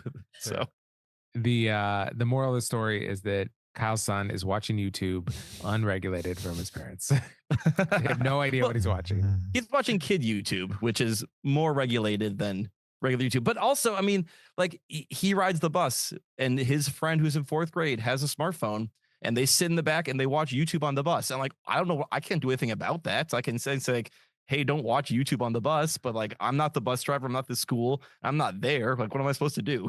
Right. Short of like interrogating him every night, which you don't want to do either, because that's going to backfire. Yeah. I'm reading a book right now that's it's called The Anxious Generation, and it's all about that. Yeah. How cell phones and social media are destroying like this generation of kids. And it recommends that kids not be on social media until 16 and not have a cell phone until 9th grade. Yeah, we've told him that he will get a smartphone maybe in high school. Yeah. Like he already knows. He's like, well, my friends have. I'm like, good for your friends. You're waiting. Another aside, Zach, I heard a really interesting rebuttal podcast to the Anxious Generation. Awesome. I'd love to listen to that. I'll send that to you. I haven't read The Anxious Generation. I've just heard this rebuttal podcast, but I'm very familiar with the book. Nice. Just like the concept of it. So I'd be curious to know what you think, having read the book and hearing the podcast. For sure. All right. Sorry. So many asides. It's been a while since all three of us have been here. So Robin and Marion, a very frustrating movie for me. I dislike it very much. Okay. Let me go back into some of the reasons. Please, yes. Cal, what's your number 5? Okay. I thought you really wanted to get back into it. No. I feel all right. I'll go a little faster. My number 5 is a movie that I was looking forward to watch, but I don't like, hence it's on this list. And this is 2012's Compliance. This is a movie starring Ann Dowd and other people, and it's based on a true story. Ann Dowd plays the manager of a fast food restaurant in a small town, and towards the end of closing time, she gets a phone call from a police officer saying, hey, one of your employees stole from a customer. Please detain this employee until we're able to arrive. And, you know, the manager's like, oh, of course I'll do that. So she detains this young woman that works for her. And the woman has no idea what's going on. And throughout this movie, this person who is claiming to be a police officer is asking more and more of the employees. Oh, can you take her phone away? Can you search her belongings? Can you strip search her? Can you, right? And then throughout this entire movie and this entire story, everyone who talks to this person claiming to be a police officer, which you start to realize, is this person really a cop? They just are compliant with whatever this cop says to do, they do. And if the person kind of questions it, this person who claims to be a cop is really good at kind of convincing them, oh no, you have to do this, and this is why it's necessary, or even blackmailing the person into doing these acts. So this is, like I said, based on a real story. Something like this did happen. And as I'm watching this movie, and as the acts get worse and worse, and this character is being treated worse and worse, I'm just trying to think, like, well, what's the point of this movie? Besides saying, oh, look, this happened and we're retelling it. Like, why are we telling this story? And I just started to feel bad for the actress in the movie who was playing the woman who was detained, because she was having to do these things on camera. Now, obviously, some of the worst stuff, it's a movie. They're not gonna make her do those things. But like, there's a moment where she has to do jumping jacks topless, and here's this actress doing topless jumping jacks. I'm like, why? Like, why am I watching this? Why is she doing this? Why is this part of the story? I don't know. And I just left this movie just feeling icky. And like, icky that this movie was made, icky for the people involved in it. And I think I could have gotten the same like story across of like, oh man, humans are really gullible, by just reading a Wikipedia article. than having to like see what was happening put on film. So I don't know. This movie just rubbed me the wrong way, and it didn't feel like it needed to be captured on film. Fair enough. It's a 4-star movie for me. And I mean, you're a freak, so I get it. It's based on a true story, and the jumping jacks thing actually happened. Oh yeah, pretty much all the abuse in the movie actually happened based on the true story. So the idea that the movie made you feel gross and that you hate it, maybe by design, possibly, yeah. You know what I mean? Trying to get people to realize that, like, when something's morally incorrect, even if a perceived authority figure is telling you to do it, you shouldn't, if you know it's morally incorrect. I think that was the point of the movie. But maybe they went too far for some people to not necessarily that you didn't understand that point, but that, but that you didn't think it should exist to make the point. Is that what you're saying, basically? Yeah, like I've seen other movies that make the point of like, oh man, humans are really capable of listening to authority figures and doing what they want, you know, and doing what they're told. Sure. I don't know if this movie added anything to that conversation besides the fact that, like, oh, here's something that happened, you know, in this century. Sure. I think the in this century part is what I find probably the most justifiable for why it exists. It's like the example people use is like the German soldiers during World War II. The Holocaust, right, exactly. Right, exactly. Yeah. That's what everybody goes to. And it makes sense. I mean, that's a very clear example of like, say no to authority, even if they're telling you to do something that you know is morally wrong.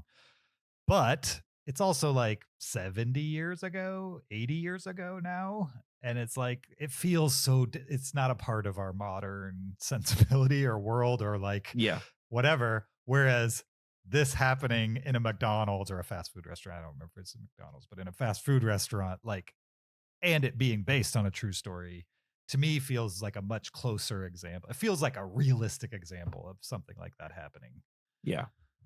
Without it being an extreme version being a horror film.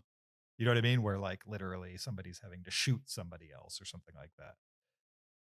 It's a horrific thing for sure, but not the same as killing somebody, which is the horror movie version of this. Right. Yeah. Anyway, I like the movie. Good. I'm, you know, like, as we're gonna keep saying, movies are subjective. Sure. So yeah. Have you seen Compliance, Zach? I don't remember. I have. Yeah, it's a good movie. Nice. Wow, what a bunch of we're sadists, debaucherous people you two are, Kyle. From what I remember too, they don't actually show nudity in the movie. I don't think they do. I'd have to rewatch it, but it's like the ear thing with Tarantino. Like the implication and the situation, I think, was enough to make you feel gross watching it. In my memory, that's what I saw. But you're right. Maybe it's done more tastefully. I was just, you know, imposing my own feelings into the moment. Maybe, or maybe they do show nudity, and I don't remember. Yeah. But all right, my number 4, 2007, Live Free or Die Hard, aka the 4th Die Hard movie. Which little bit of a New Moon situation here where they literally took everything that is great about a series and just didn't. I don't think they understood why people liked Die Hard because when they made the 4th movie, not only did they put, 12 years of distance between the 3rd one and the 4th, but they put Kevin Smith in it for some reason and made it all about hackers and like instead of it being like survival action like the earlier movies were, it was more John McClane being like an active hero. You know what I mean? He's actively going after the bad guys as opposed to surviving the bad guys. Right. He wasn't like put in the situation like the other movies. Right. I didn't get it. They also made it PG-13. It's the only PG-13 version of Die Hard out of all the movies. All the rest of them are R. It just was not very well thought out, and felt like a big waste of time. And I This is in my angry section. This is probably the least angry I was at any of them. But yeah, this one. And then they made another one after it to try to redeem things. And I think they killed it with 2007's Live Free or Die Hard. Is this the one with Justin Long? Mm-hmm. Yeah. And the one where they take out a helicopter by like launching a police car into it? Probably. I don't remember any of the action in this movie. Which is like cool in a Fast and Furious movie because those are all crazy anyway. Mm-hmm. But like Die Hard movies are not crazy action. They're grounded action of, this guy's not impervious and he has to use his tools. And Fast and Furious has proven that gradually over time, you can kind of transform a series into from one thing into another. They didn't do that. They took like a 13-year break and then tried to completely switch up what these. They tried to ape Fast and Furious. Yeah. Instead of, It was lame. Still is. Okay. My number 4 is a 1990s comedy called Madhouse. But it easily could have been a 80s comedy called The Money Pit because I feel very similarly about both of these films. But I will hold myself to just talk about Madhouse from 1990. This is a comedy starring John Larroquette and Kirstie Alley. And they play a stressed out couple that has increasingly chaotic house guests join them. And so their house basically gets overrun by house guests. And they wreak havoc in their life, make their life more difficult, make everything harder, more stressful. It gets very slapsticky. And this movie stresses me out so much. It's a perfect distillation of a genre of movie that I never like. And it's where everything gets increasingly worse and worse and worse for the main characters. And they just can't catch a break. And The Money Pit is very similar. That just has to do with house renovations that get increasingly out of hand and over budget. But this one, Kirstie Alley and John Larroquette, first of all, don't seem like a real couple to me. But the just like inane, exaggerated, slapsticky comedy in this movie is just grating to my ears. It's so grating. And I'm very stressed out by how much it just keeps getting worse and worse and worse. And these guys, like, their lives are just being ruined by this time in the house. And so it's called Madhouse. It's terrible. And it's from 1990. So that's my number 4. But I also don't like The Money Pit. I kind of want to watch this. I was looking at John Larroquette's filmography and it's so low on his like most popular films. I keep scrolling to find it. Yeah, you're not alone though. People on Letterboxd don't like this movie either. Zach. No. I'm adding it to the watch list. Maybe I'll watch it someday. I like Money Pit, so maybe if it's like that. Yeah, you might like this one. I mean, Money Pit's a 1 star for me. Money Pit has Tom Hanks though. Like that alone floats it for me. Like 90s Tom Hanks, or maybe even 80s. I don't remember when Money Pit was released, but So there's lots of Madhouses, so make sure you're adding the one from 1990. I did. I don't particularly like Kirstie Alley and John Larroquette though, so that might be a problem. Right. Between movies called Madhouse and Madhouse, we could make a top 10 list. Sure. Then we'd have to watch them all. But James, it definitely has Mother vibes. I think Mother is basically a remake of this. I mean, when you were talking about like the house guests who won't leave, I was like, oh, Mother. Or was this? I bet you if you saw like an interview with the director, they'd be like, yeah, I was thinking about Exterminating Angel and trying to capture that vibe as I was making Madhouse. The director's name is Tom Ropolowski, mm-hmm. and he also directed Look Who's Talking Now, which is the 3rd movie of the series, right? I think it's the second. I think it's where the dogs talk.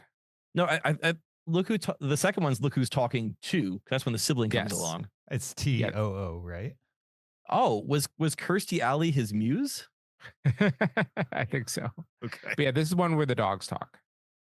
Okay. So is that the third one or the 4th one then? It's probably the 3rd one. Okay. Yeah. What's I had the a scout fourth leader who one? looked like John Larroquette. Is one of them like Look Who's Talking also? Or No, I think it's Look Who's Talking. Look Who's Talking. Look Who's Talking 2 with TOO. And Look Who's right? Talking Now. Those are the Look Who's only Talking three. Now. Okay, and then they stopped at 3. Yeah. Interesting. Look Who's Talking Now is a very uninspired title for The Dogs Are Talking. Yeah. 2 made sense because there's a second child and it's like all, 2 TOO. That is kind of clever. Kind of. Could have been Look Who's Talking Bow Wow instead of Now. Something other than now. Well, but actually now makes sense because like you would expect it to be a kid again, right? Because the first 2 movies were kids. So you're like, hey, look who's talking now. And you're like, oh, it's the dog. Oh, it's Danny DeVito. Yeah. So it subverts expectations. You've sold me, Kyle. Add it to your list. No. I'm sure I've seen it, but I don't need to see it again, clearly. You sure you've seen it? I am sure there's a chance I've seen it. I've definitely seen the second one, and I liked Look Who's Talking, the first one, when I was young. Me too. And maybe I'd still like it. I don't know. It's probably at least 2 decades since I've seen a Look Who's Talking movie. But who is the voice of the original kid? Ron Howard. Good question. No. Because John Travolta was in it, but did John Travolta also do the voice? No, it was John Travolta and Kirstie Alley were the couple. They were the humans, right? Like they were the the humans. The kid had a famous voice, right? It's not the Wonder Years guy? Wait, is the Wonder Years guy also? No, that's not. That's not Ron Howard. Time to look. Bruce Willis? That really makes sense. That makes sense. Yeah. Really? And then in the second one, it was Roseanne was the daughter. As the girl. Yeah, right. Was the baby okay. Girl. Really, it was Bruce Willis did the voice of the kid. Yeah. Huh. Yep. All right. A quick aside on Talking Dogs. I watched Homer Bound with Galen. Mm-hmm. The Disney one. Yeah. He was really disappointed that the dogs' mouths didn't move. Not enough peanut butter. Nope. He's like, wait, their mouths don't move? Like, no, you just have to pretend that they're talking. This is how it was. Yeah. He liked the movie, but it was a little jarring for him at first. Yeah. So, okay. My number 4 is a 2003 movie called The Triplets of Belleville. Oh, I hate that movie. Did it make your list? No, but that's an awful movie. Yeah. Wow. This is an animated movie. It's in this very French European style where everyone is just kind of grotesque looking. Like no one has normal proportions. Even the animals are just kind of like out of proportion, grotesque creatures. I gave it 1 star. Yeah.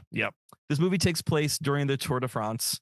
It takes place amongst these triplets, these 3 sisters. I think they're trying to rescue like a child or something like that. And if the animation is not off-putting to you, then the sound design will be, because there's also no dialogue in this movie, but there's lots of sound, and it's all just like mouth wet, crunchy sounds. Like when people talk, it just sounds like someone's smacking their lips. When they're on their bicycles, they're like grunting and moaning. And every sound choice is like, what's the most upsetting sound we can add to this? Like the Foley artist is like, what's the grossest sound I can make for this scene? And they did that scene, and they did that sound. And it's I mean, how long is this? 80 minutes? Yeah, it's 80 minutes of gross animation with gross sounds, and the whole movie just put me and Megan off. Like we watched this, we're like, oh my God, this is nearly unwatchable.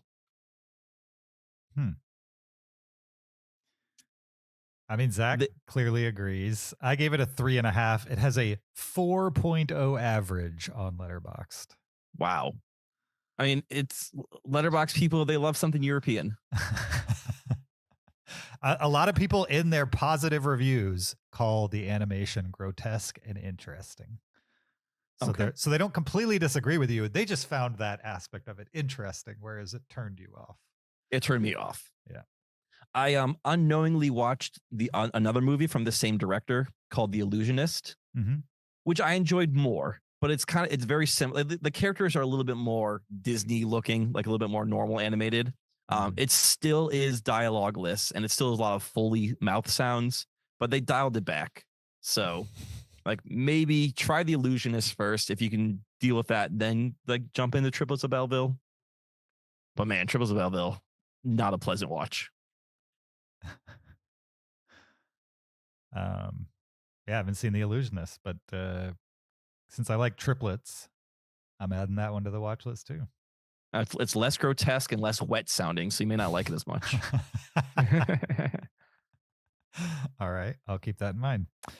My number 3, we're getting down to the nitty gritty, is from 2001. It's Mr. Period Nobody. Which hey, wait, Zach and I pledged to watch this movie for our next top 10 last 10. I don't know if you remember this, Zach. Really? Yeah, because it's a movie that like every algorithm always recommends to us. Yeah. Yeah. So that's how I came to the movie, is like people were freaking out about this movie that like I don't even think it got a theatrical release. If it did, it was like very limited and not a big deal. But critics loved this. People loved this. For some reason, it wasn't getting much love. And then when I finally sat down to watch it, I was like, what do people see in this? Like, I did not understand. I found the entire thing unnecessarily confusing and annoying. It jumps around. The story jumps around in time a bunch. It's supposedly like a future set movie, even though most of the visuals from my memory looked like, modern day, if not 20 to 30 years ago. You've got Jared Leto in the main role, and he's just like this blank, empty dude through most of the movie. Just kind of like things are happening to him, and like has no control over what's happening.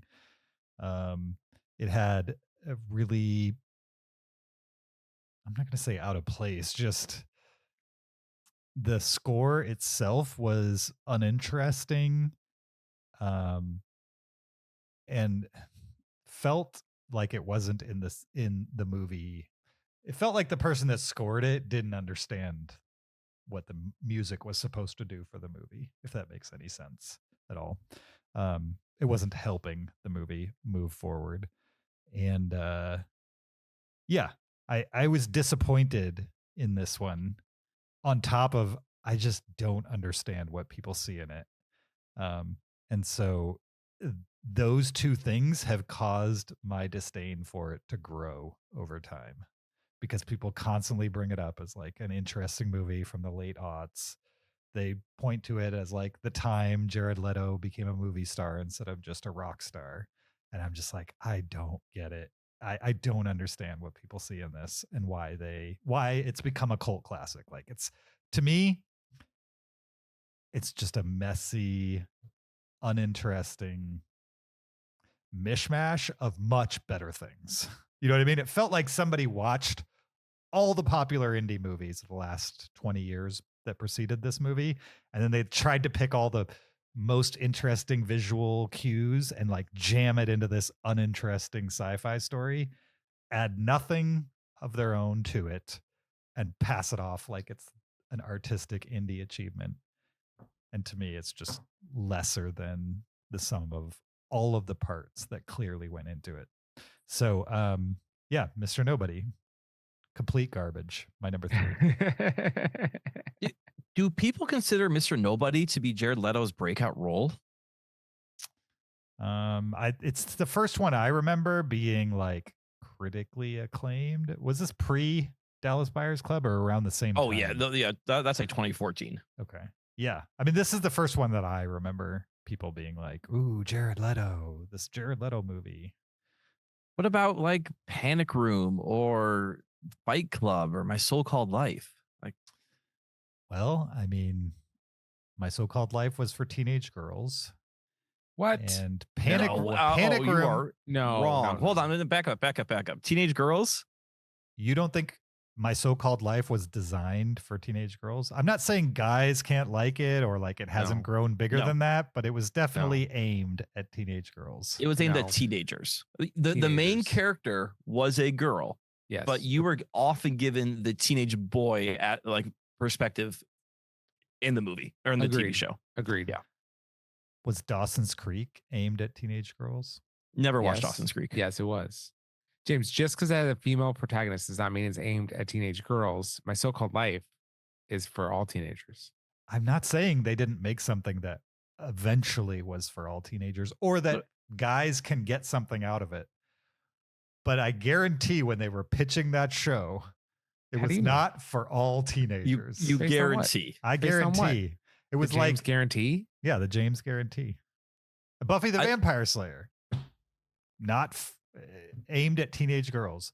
Eventually created a much bigger fan base than what they had originally designed that show to be.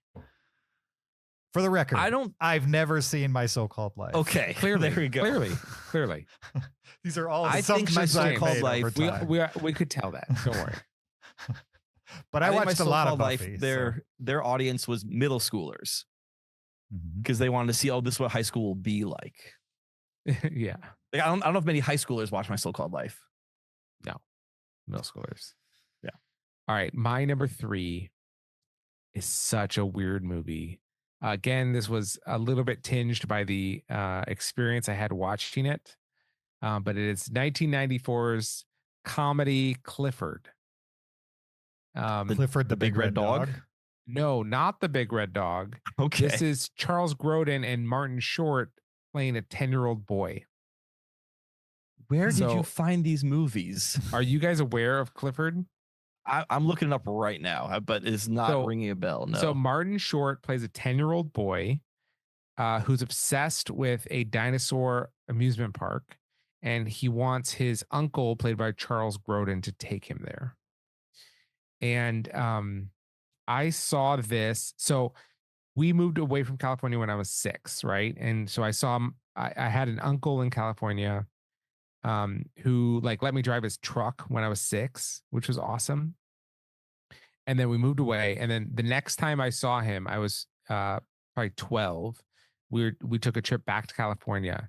And so the one night we're hanging out with him, we're like, let's go see a movie. And so we picked Clifford. This is in 1994. We picked Clifford, and we all, like the whole family, went to see this in the theater. And this movie is insane in a bad way. It is so dark and uncomfortable and cringy. And the Clifford character, played by Martin Short as a 10-year-old, is sadistic and a sociopath. And one review on Letterboxd called this pure nightmare fuel. And another said it was deeply perverse and unsettling. And I completely agree. Watching this in the theater with my family was the most unnerving 2 hours of my life. Roger Ebert has this to say about Clifford. It's not bad in any usual way. It's bad in a brand new way, all its own. There's something extraterrestrial about it, as if it's based on the sense of humor of an alien race with a completely different relationship to the physical universe.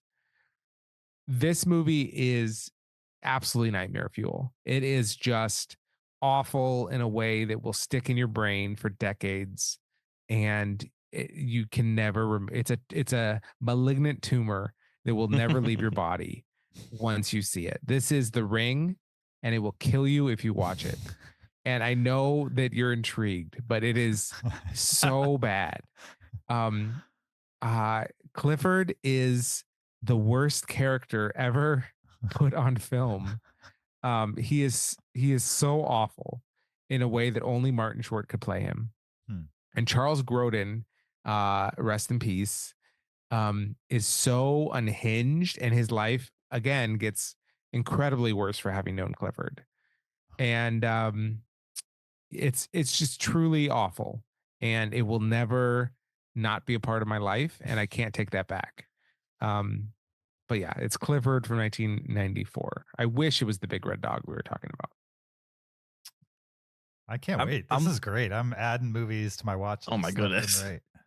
I'm looking at the screenshots. Is Martin Short like on his knees or crouching down, or is he just that much shorter than everyone else? No, he has to be. I mean, he's incredibly tiny in this movie, but without CG. So he's just a little person, I think. I'm sure he's on his knees. He's on his knees. He's short, but he's also playing on his knees, I'm sure. But he's playing a 10-year-old, right? Yeah, he plays a 10-year-old, yes. Okay, interesting. It's got Mary Steenburgen in it, too. I have to watch this. Don't do it. Not worth it. Believe me. I'm doing it. All right. It's on Tubi I will say right now. Oh, there you go. Cue up in the background, James. Just have it run on your second screen. All right. My next three are interchangeable for my number one. I would say at any point that I make this list, they could change up. But when I settle on my list, this is where I have it. So my number three, which could be my number one, we're keeping it on number three right now, is 2008's The Happening. This is an M. Night Shyamalan movie, and this is the M. Night Shyamalan movie that turned me off from him for a good decade or more. Probably more. Yeah, whenever Old came out. So my wife and I, some of our first dates were at M. Night Shyamalan movies. So like we saw Signs together, we saw The Village together, we saw Lady in the Water together. Is there one between Village and Lady in the Water that I'm missing?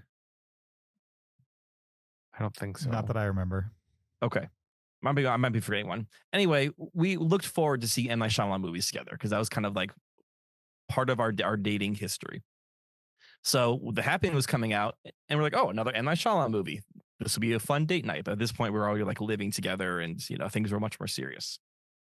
So went out to see this movie, went to the theater, and right away you have, what's his name? Mark Wahlberg playing like a high school science teacher who is the least convincing high school science teacher I've ever seen in a movie. Oftentimes you have people playing roles. You're like, I don't believe that they're in this job.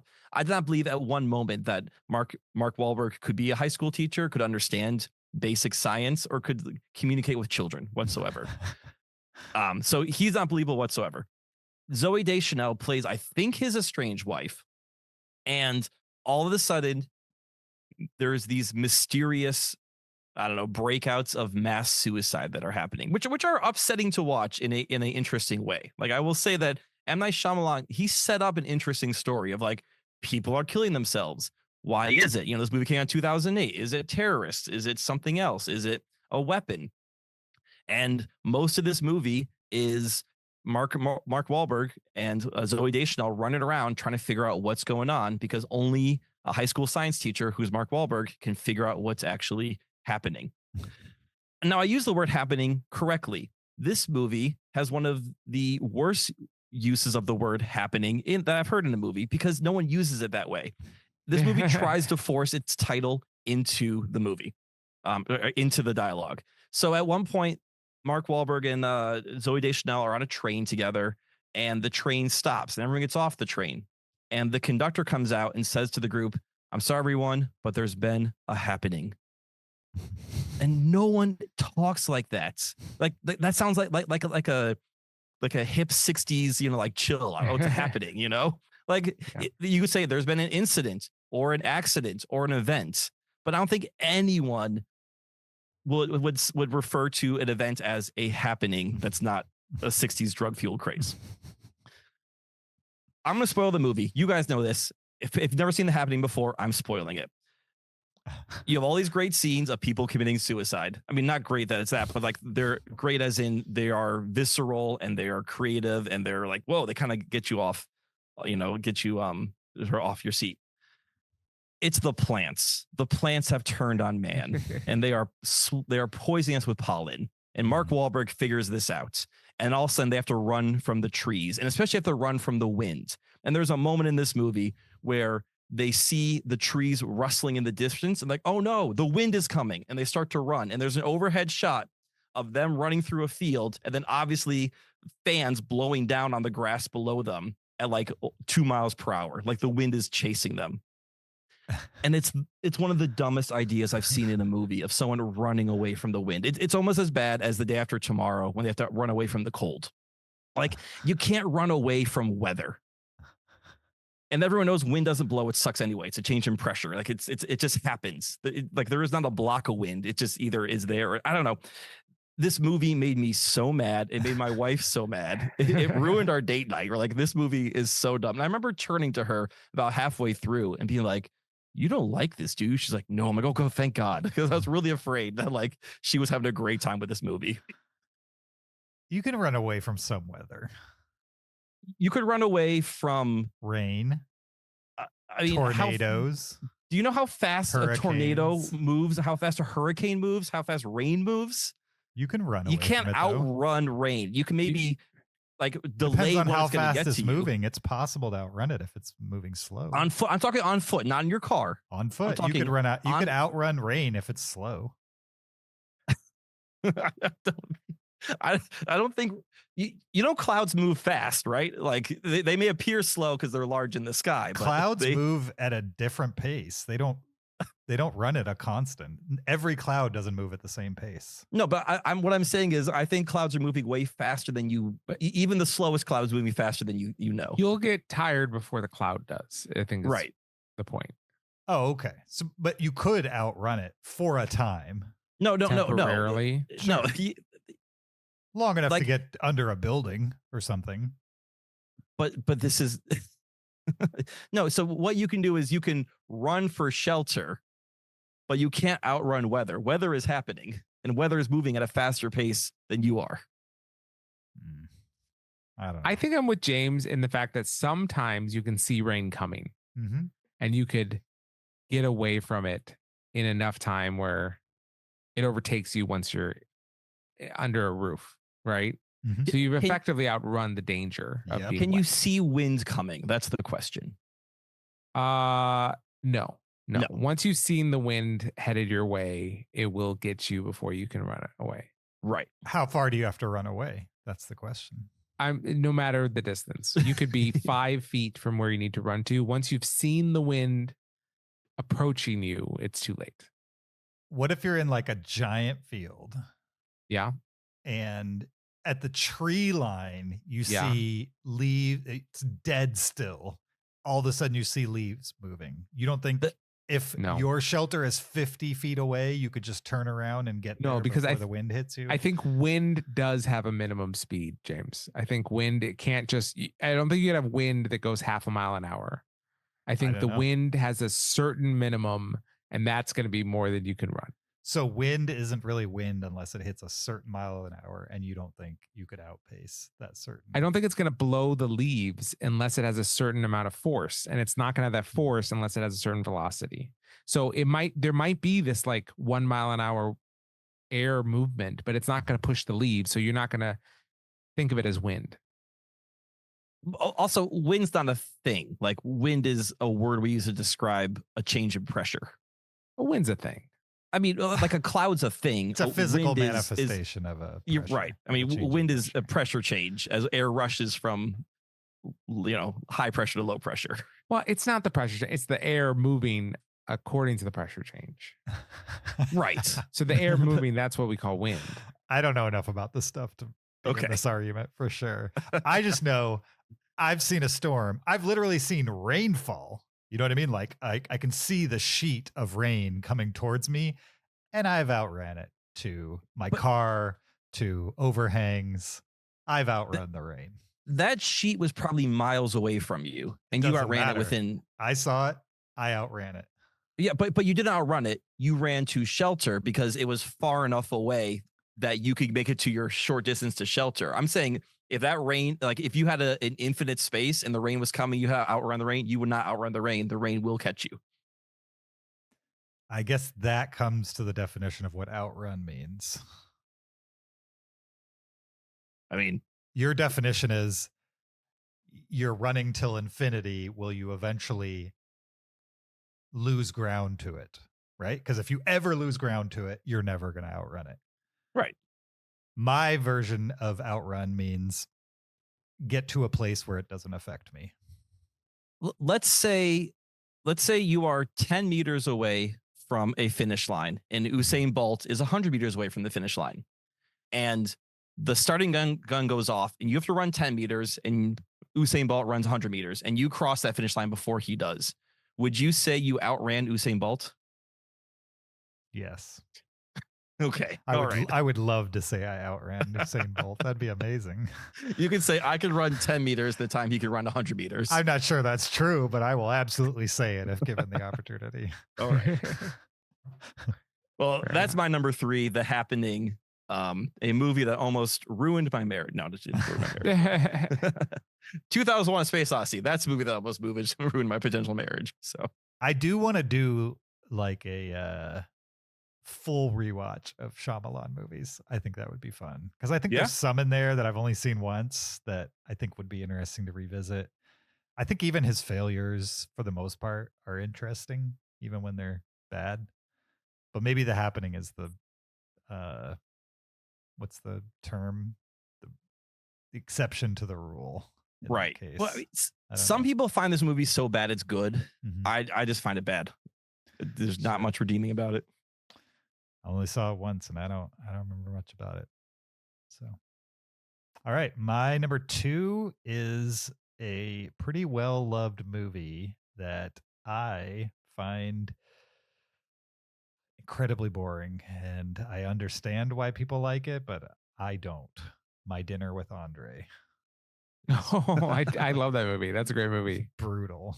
That was a brutal watch for me. I really enjoy that one. Oh, so boring. It's about 2 guys who sit down for dinner and they talk and talk and talk, and none of it's interesting. I found it all very dry and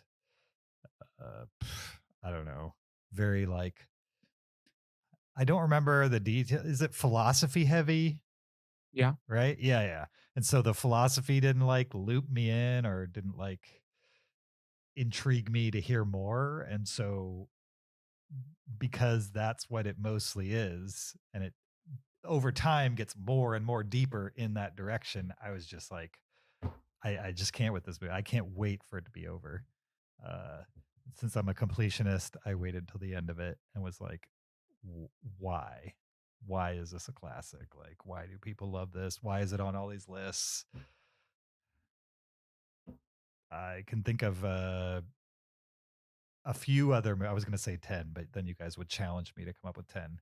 I can think of a few other movies that are just as big a scale, that are far more interesting than the discussion in My Dinner with Andre.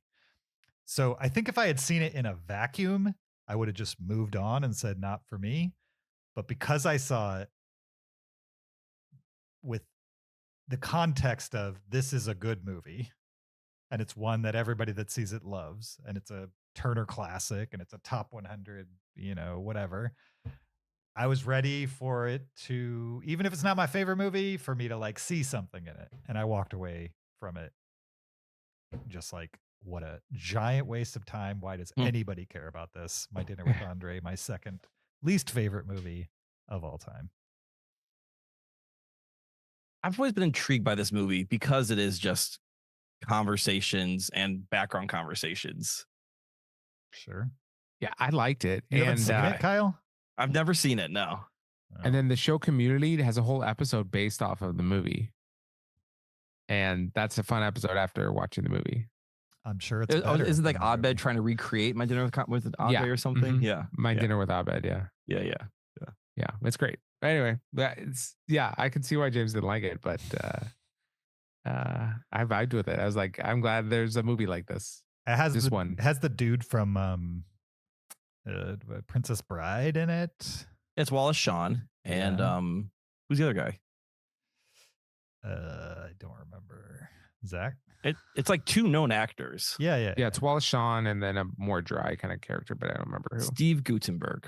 Andre Gregory. No, that's the writer. Sorry. Wallace Shawn. Oh, Andre Gregory. He's the other person. So the writer, it's written by both Wallace Shawn and Andre Gregory. And they starred in it. So My Dinner with Andre is from Wallace Shawn's perspective. Sure. I don't remember that much about it, but if you say so. Well, I mean, it's My Dinner with Andre. We know one character's called Andre, so Wallace Shawn must be the other guy. It's My Dinner. True that.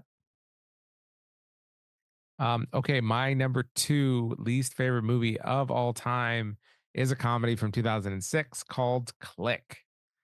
And I really hate Click. Click is the worst. It's an Adam Sandler comedy, and it's also a drama because it switches from the most crude slapstick, gross out kind of comedy to to on a dime being like the most melodramatic, over serious drivel that you've ever seen. It is crazy that the attempt at emotional like angst that this movie goes for while being surrounded by just dogs humping things, which is the majority of the movie is dogs humping things.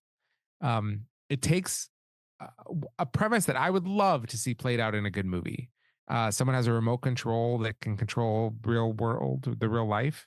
It's just, it's a fun premise. Like, yes, have a remote control that control the real world. Please do all the zany things that you can do that. That's great. This movie is the worst implementation of that idea. It's so crass and crude and dumb and immature in the worst Adam Sandler ways. And then has these extremely forced emotional beats where he's like sobbing in the rain because of how he's wasted his life. And it's just completely unearned, and it's offensive how much it thinks it's going to make us care in those moments. And it's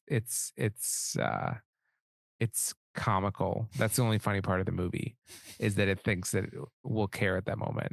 And the whole movie's offensive, and I'm just not interested. And I do have a Garden State gets a pass for one dog humping scene, but this movie I think has like 4 dog humping scenes, and that's too many. That's way too many for a movie. That you get one, and that's a hurdle to overcome. 4, it will tank your movie.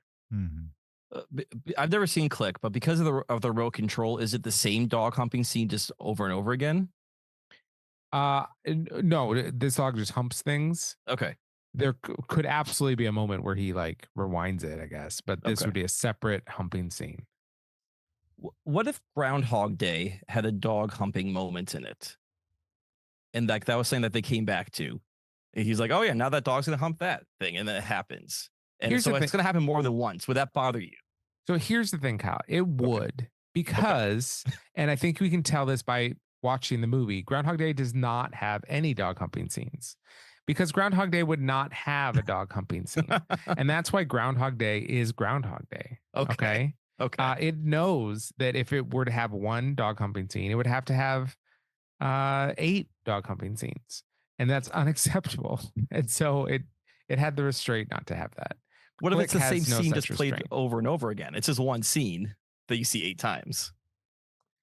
I'm just saying Groundhog Day is the movie it is today because it had the restraint to know that would tank the movie. Okay. Yeah. All right. Yeah, for sure. In fact, you'll never see that in a good time rewind movie. Time looping, I think we call it. Yeah, time loop. All right. I don't think 12 Monkeys had any dog humping. Even in Palm Springs, right? Palm Springs could have had something like that in it, but even Palm Springs didn't. Right. Palm Springs went edgier at times, but never went to the dog hump. Never. They never went full Click. Nice. I've never seen Click. It's awful. It's truly awful. I haven't either. Click. I was the worst of us. Yeah. I was out on Adam Sandler by the time Click came around.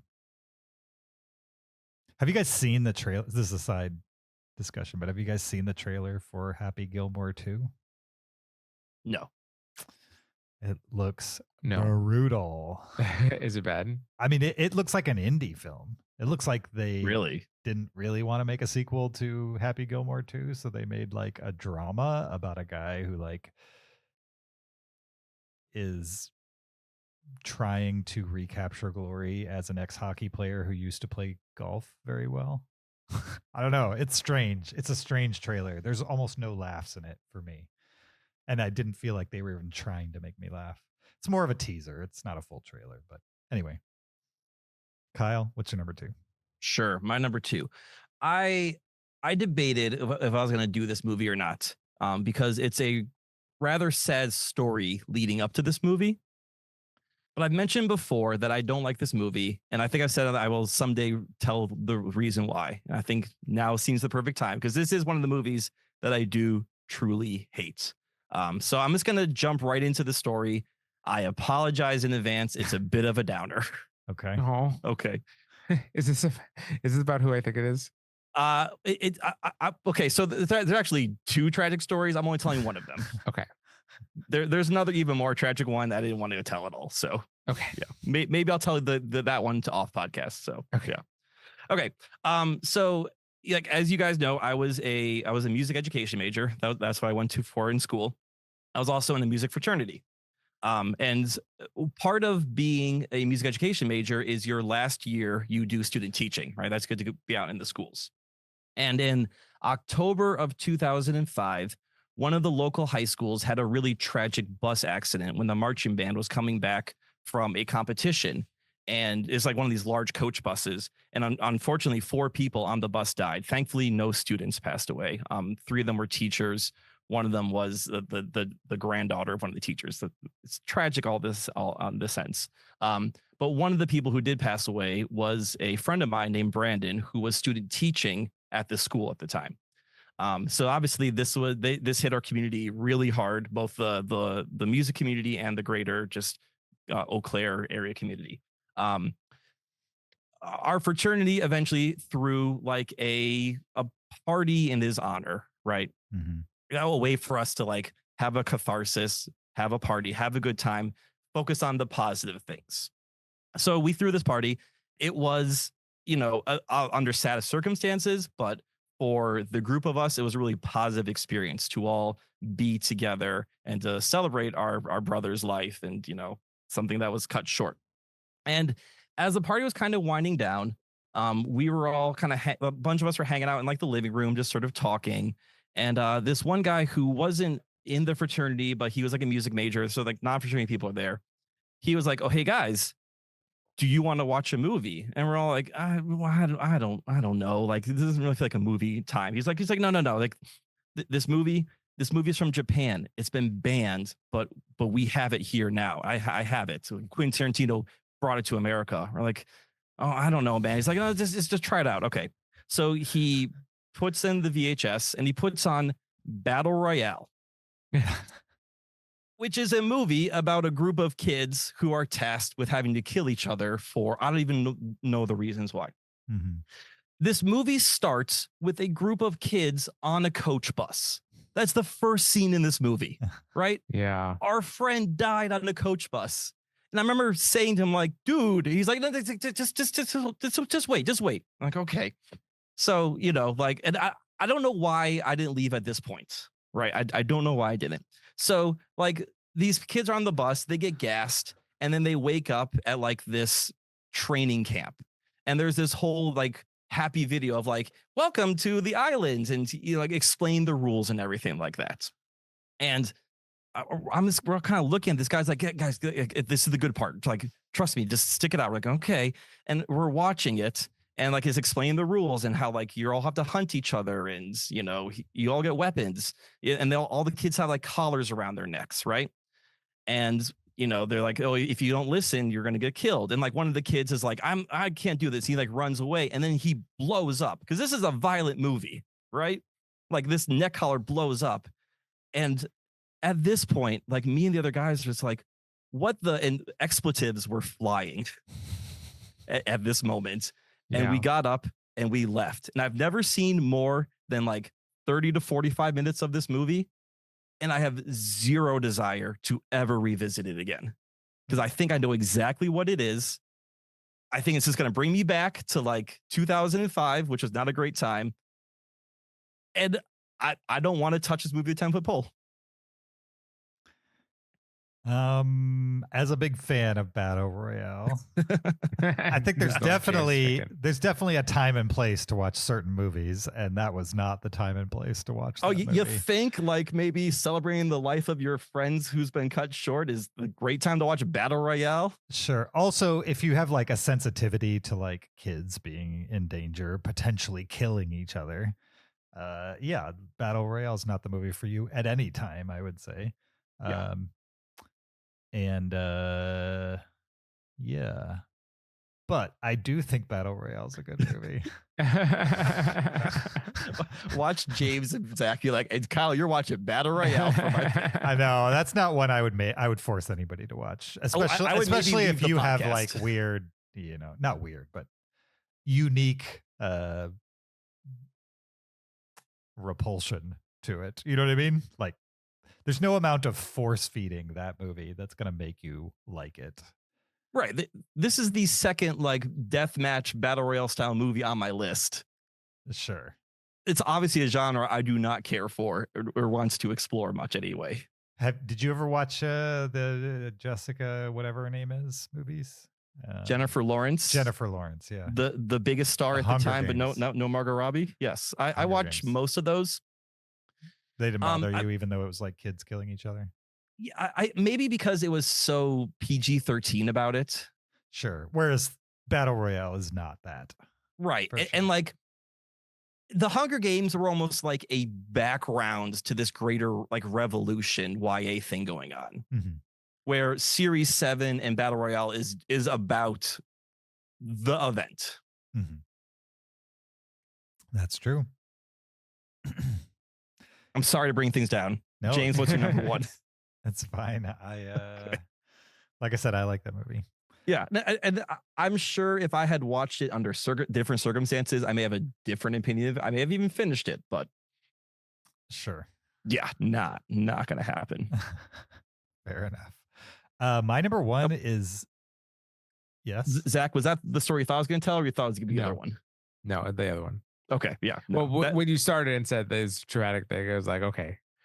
But no, the other one was better. I thought the other one was too dark for the podcast. The other one's more traumatic than that. You're talking about it. Yeah. Wow. Yeah. James, I will tell you, it's not a podcast. It's not a podcast story worth. It's not a public story. Right. It's not a legal thing. I'm not like getting in trouble by telling it. It's just a private thing. I guess no one's going to be a better person by hearing this story. It's not going to make the podcast a better thing. So I hear you. Moving on. Anyway, James, what's your number one? I'm not pushing, but it sounds like Zach really wants you to tell it. So I'll tell you. I'll tell you off podcast. No, I'm not pushing. No. I'm happy to tell you. It's totally fine. Okay, my number one. No, James, I will tell you. I promise. Okay? I hear you. Lay off. I can't wait to listen to this awful story. My number one, and possibly the only bingo we have on this list. That's wow. Bingo. Whoa, we got a bingo? Is Indiana Jones and the Kingdom of the Crystal Skull. Oh, well, that's not surprising. Bingo. Amazing. Probably my least favorite movie of all time. Not only because it's just a bad movie. Like, even if it wasn't named Indiana Jones, I would think it's a bad movie. But the fact that it is Indiana Jones makes it sting that much more. On top of like just being a big fan of Indiana Jones, having those movies literally be like, not literally, but figuratively be a piece of my DNA. Like growing up, I lived and breathed Star Wars and Indiana Jones. Those are my things. And even though I didn't prefer the third Indiana Jones movie, I still liked it. I still felt like it was an Indiana Jones movie and it fit. And then when the fourth one came out in 2008, after like, what was it? Like 15 years, 20 years, whatever it was between 3 and 4. Even though it was Spielberg, still, it just felt like nobody wanted to be there or it felt like they had spent the last 15 to 20 years saying to themselves, we really should make another Indiana Jones movie. But nobody actually took the second step of saying, you know what? We should spend all this time writing a good one. It felt like they just bided their time until it was like inevitable that they made another one, and then they like slapdashed a thing together of like things that they had done before in Indiana Jones movies, with the exception of one thing, and that's the final sequence. I would say the one unique thing about this movie is actually the worst part about this thing. It's the alien angle and where the end of the movie goes. And I've seen this at least 4 times in my life. I've given it plenty of shots. Every time I see it again, I turn it off and think, "Yep, I feel exactly the same about this as the first time I saw it." I understand now, which I didn't the first time I saw it, like where that alien stuff comes from. It's supposed to be like based on the 1950 serials, and the serials had like Nazis and supernatural and aliens and other things. It was just like a mishmash of all these weird things. And so they hadn't done one with aliens yet, so that's why they made this one. And I get that the first couple movies have supernatural stuff. So it's like already set that like this series might have things that are not grounded in reality. But the way they did it in this one, it was just so not Indiana Jones. Felt so misguided, so much bigger than it needed to be. It was clearly CGI, whereas the old ones like had climaxes without having to have a giant spaceship unearth itself and take off and horrible CGI. And I don't know. It didn't feel like anybody actually wanted to make this movie. It felt like they made it out of obligation because everybody wanted them to. And I would have rathered them just never do it. My number 1 least favorite film because of what it is and what it represents. The 4th Indiana Jones movie. Good call on that terrible movie.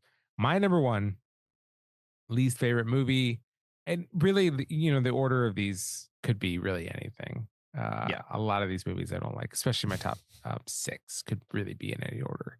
But my number 1 least favorite movie of all time is The Island of Dr. Moreau from 1996. Oh. And this movie, while creative, I will give it that. It is creative. And it takes some swings. I find this disturbing in a way that I can't express. It creeps me out in a way that makes me deeply uncomfortable. And I do not like how I feel when I watch or contemplate this movie. I had seen it and then internalized it as scary rather than disturbing. And so in college, I got 22 people together on Halloween to watch the scariest movie I had ever seen. And so I showed them The Island of Dr. Moreau. Mm-hmm. And halfway through the movie, I realized it wasn't the scariest movie I'd ever seen. It's the most disturbing movie I had ever seen. Sure. And I inflicted this movie on 22 of my friends. And it's one of the biggest mistakes of my life.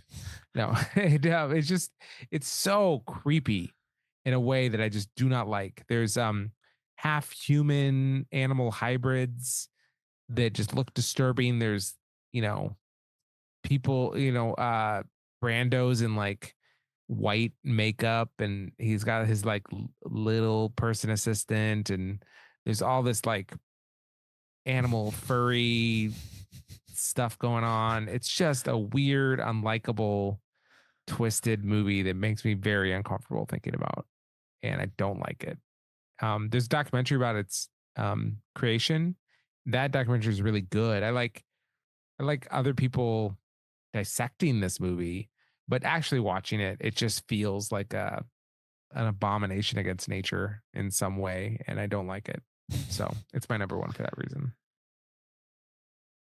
I've seen this as well. I gave it 1.5. Isn't there like a documentary that somebody made outside of the production? Like they snuck onto the sets at night and like. No, they made it on the production, but someone got fired from the movie, and the person who got fired snuck onto the set. The first director. Yeah, the first director. He would sneak onto the set in costume. He's in the movie. Yeah. As like one of the hybrids in the background. Isn't there a documentary about that? Yes. Though? Okay. Yes. Yeah, yes, there is. What's it called? I've seen it. It's good. It is good. Like The Lost Island of Dr. Moreau or something like that? Something like that. Yeah. I mean, it's a super low budget documentary because it is a lot of like it is footage that the fire director filmed. It's like as well VHS as like footage, right? Yeah, exactly. Yeah, but right, it's just more fascinating to see like all the behind the scenes chaos that happened on that movie.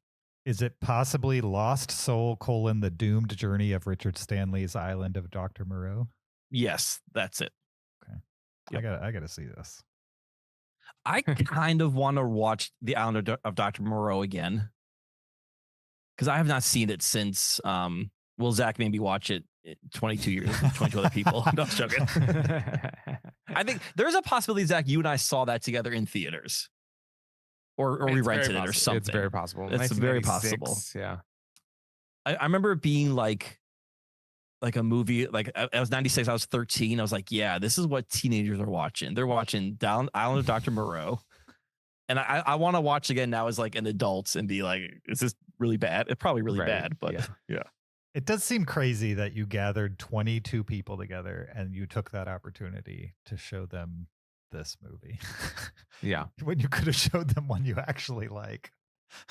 Yeah. Well, they wanted to. I was telling them about like the scariest movie I'd ever seen, and they're like, "Well, it's Halloween. Let's watch it." So, like, did they find it scary, or did they just turn to you and be like, "Zach, what is this?" Yeah, what is this? And I was like, "Oh, it's not the most scary. It's the most disturbing." And then they're like, "Are you into something you want to talk about?" No, I'm not. Nice. Fun. All right, Kyle. Bring us home. My number one is a very well known and possibly very well regarded movie.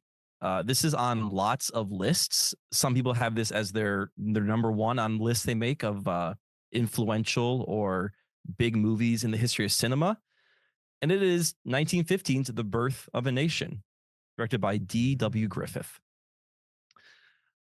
This movie is about a Confederate colonel who gets captured in battle, and then the nice Northerners who are trying to save him from being a POW. And this movie is the most blatantly racist thing I have ever seen. Yeah. A lot of people, I shouldn't say a lot of people, you cannot argue that this movie technically pushed movies forward, right? This movie is doing things technically with cameras, with acting, or with, shots, with movement that were not done in silent films when D.W. Griffith made 1915's Birth of a Nation. It's so tragic that such a terrible movie of awful subject matter is such a landmark movie in film history, because this is a case where I cannot get beyond the content to appreciate the technical push that this movie made. It's incredibly racist. It's so okay. Like, this movie is so racist that the KKK, which was dying in the beginning of the 20th century, like the KKK got kind of big after Civil War, was petering out. Racists didn't have the internet. They were kind of just off doing whatever, being racist by themselves. This movie is about the birth of the KKK. That's the nation that's being birthed, by the way. And the KKK got more popular after this movie came out, and it kind of led to what eventually became the head that was the 1960s civil rights riot. Like, you can draw a line from the civil rights movement back to this movie, and everything, Emmett Till, everything terrible that happened in between those two moments because of this movie. Not saying that this movie made people racist, but this movie emboldened the racists that were living within the country. This movie's portrayal of Black people, of African Americans, is atrocious.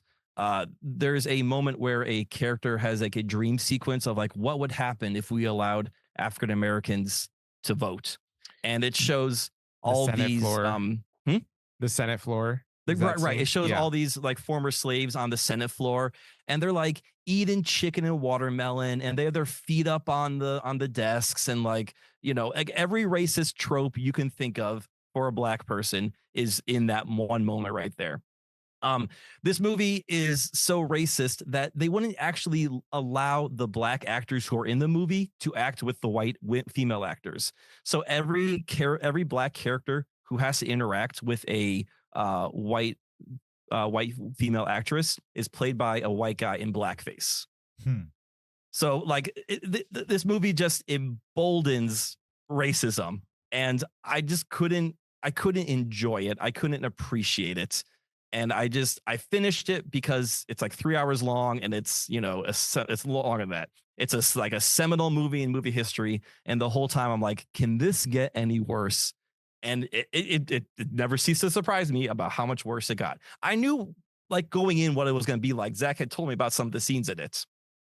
I was just so amazed by how atrocious it all is. Yeah. I agree with everything you said. It does have a cool shot of a car chase. Maybe the first car chase on film. Yeah. From a legacy of like film language perspective, it's a 4 out of 5 movie for me. But from a racism perspective, it's very, very racist. Very racist. It gave us the KKK and Fast and Furious movies, so I don't know how to feel about it. No, that's not balanced. No.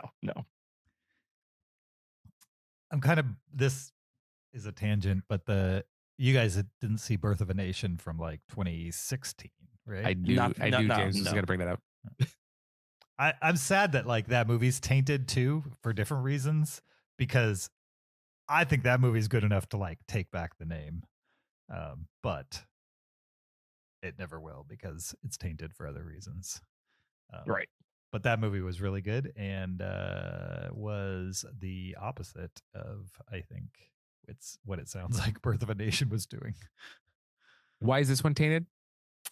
The new one was tainted because the guy that made it, who was being touted as like the next great filmmaker, he directed it and stars in it.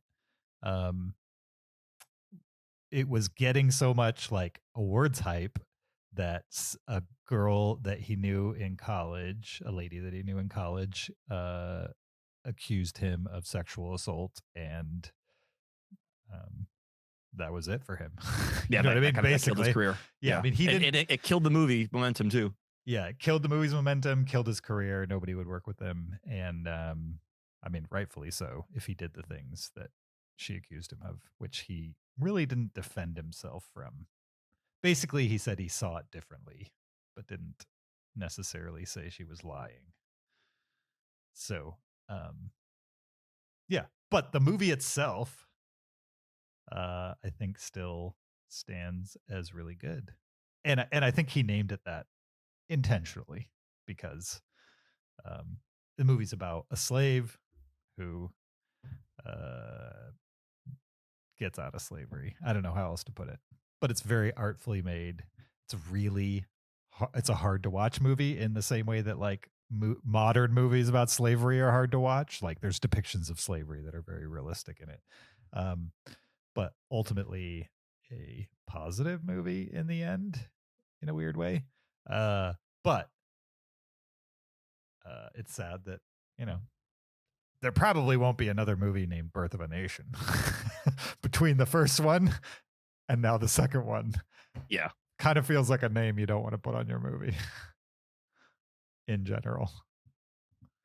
But anyway, I haven't seen it. Zach, from a historical perspective, is it worth seeing once? Oh, for sure. Okay. Yeah, definitely.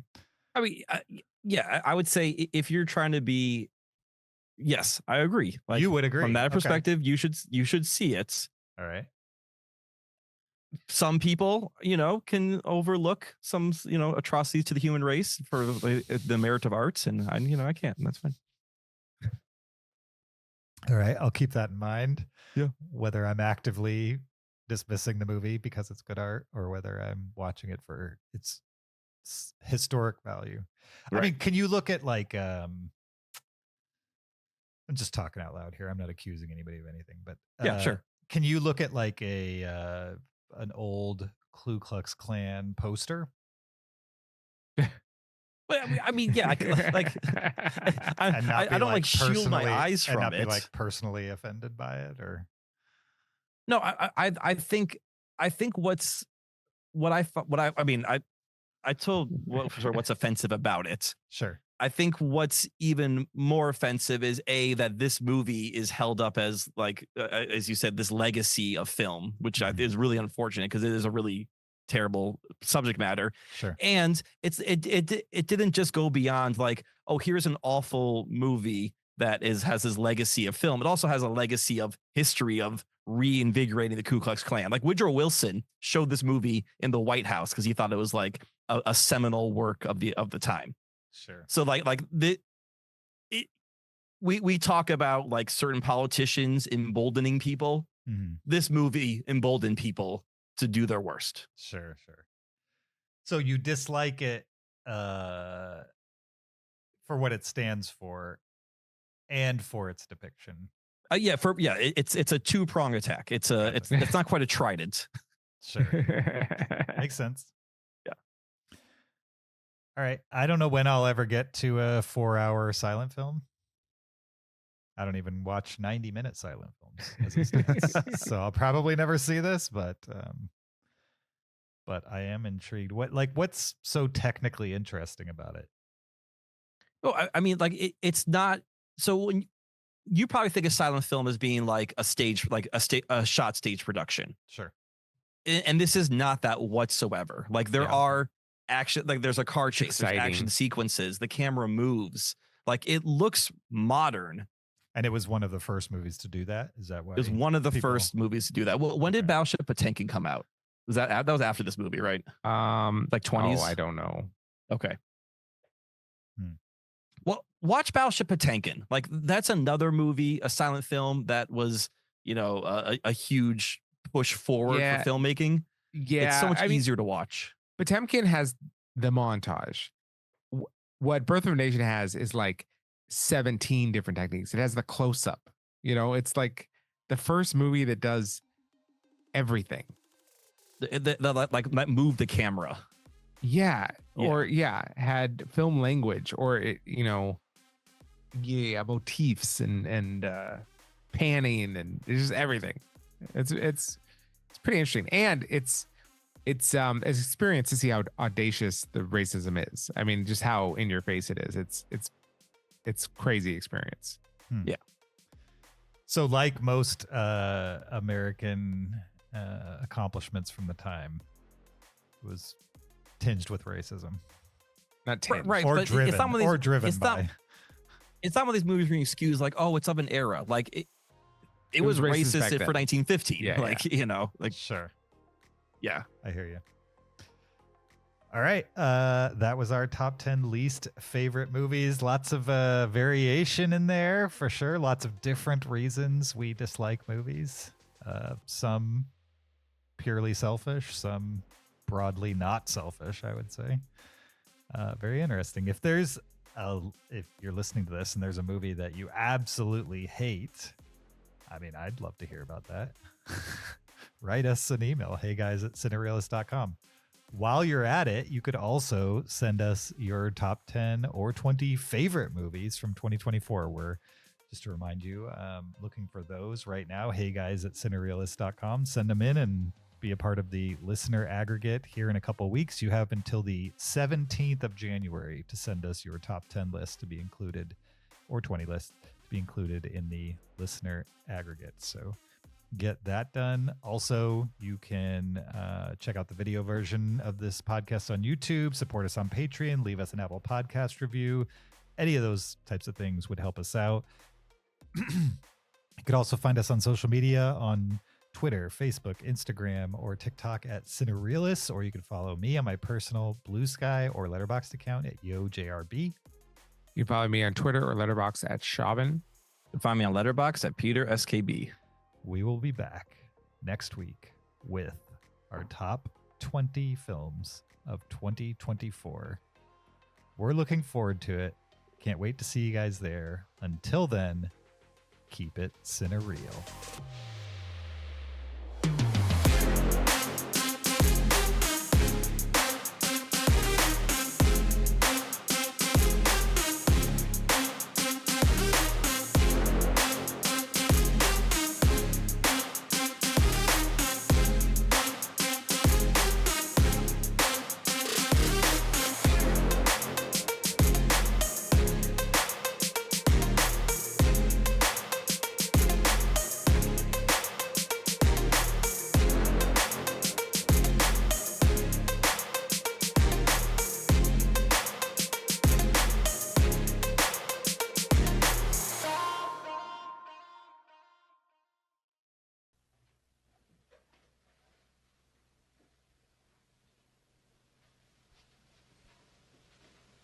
You're still here?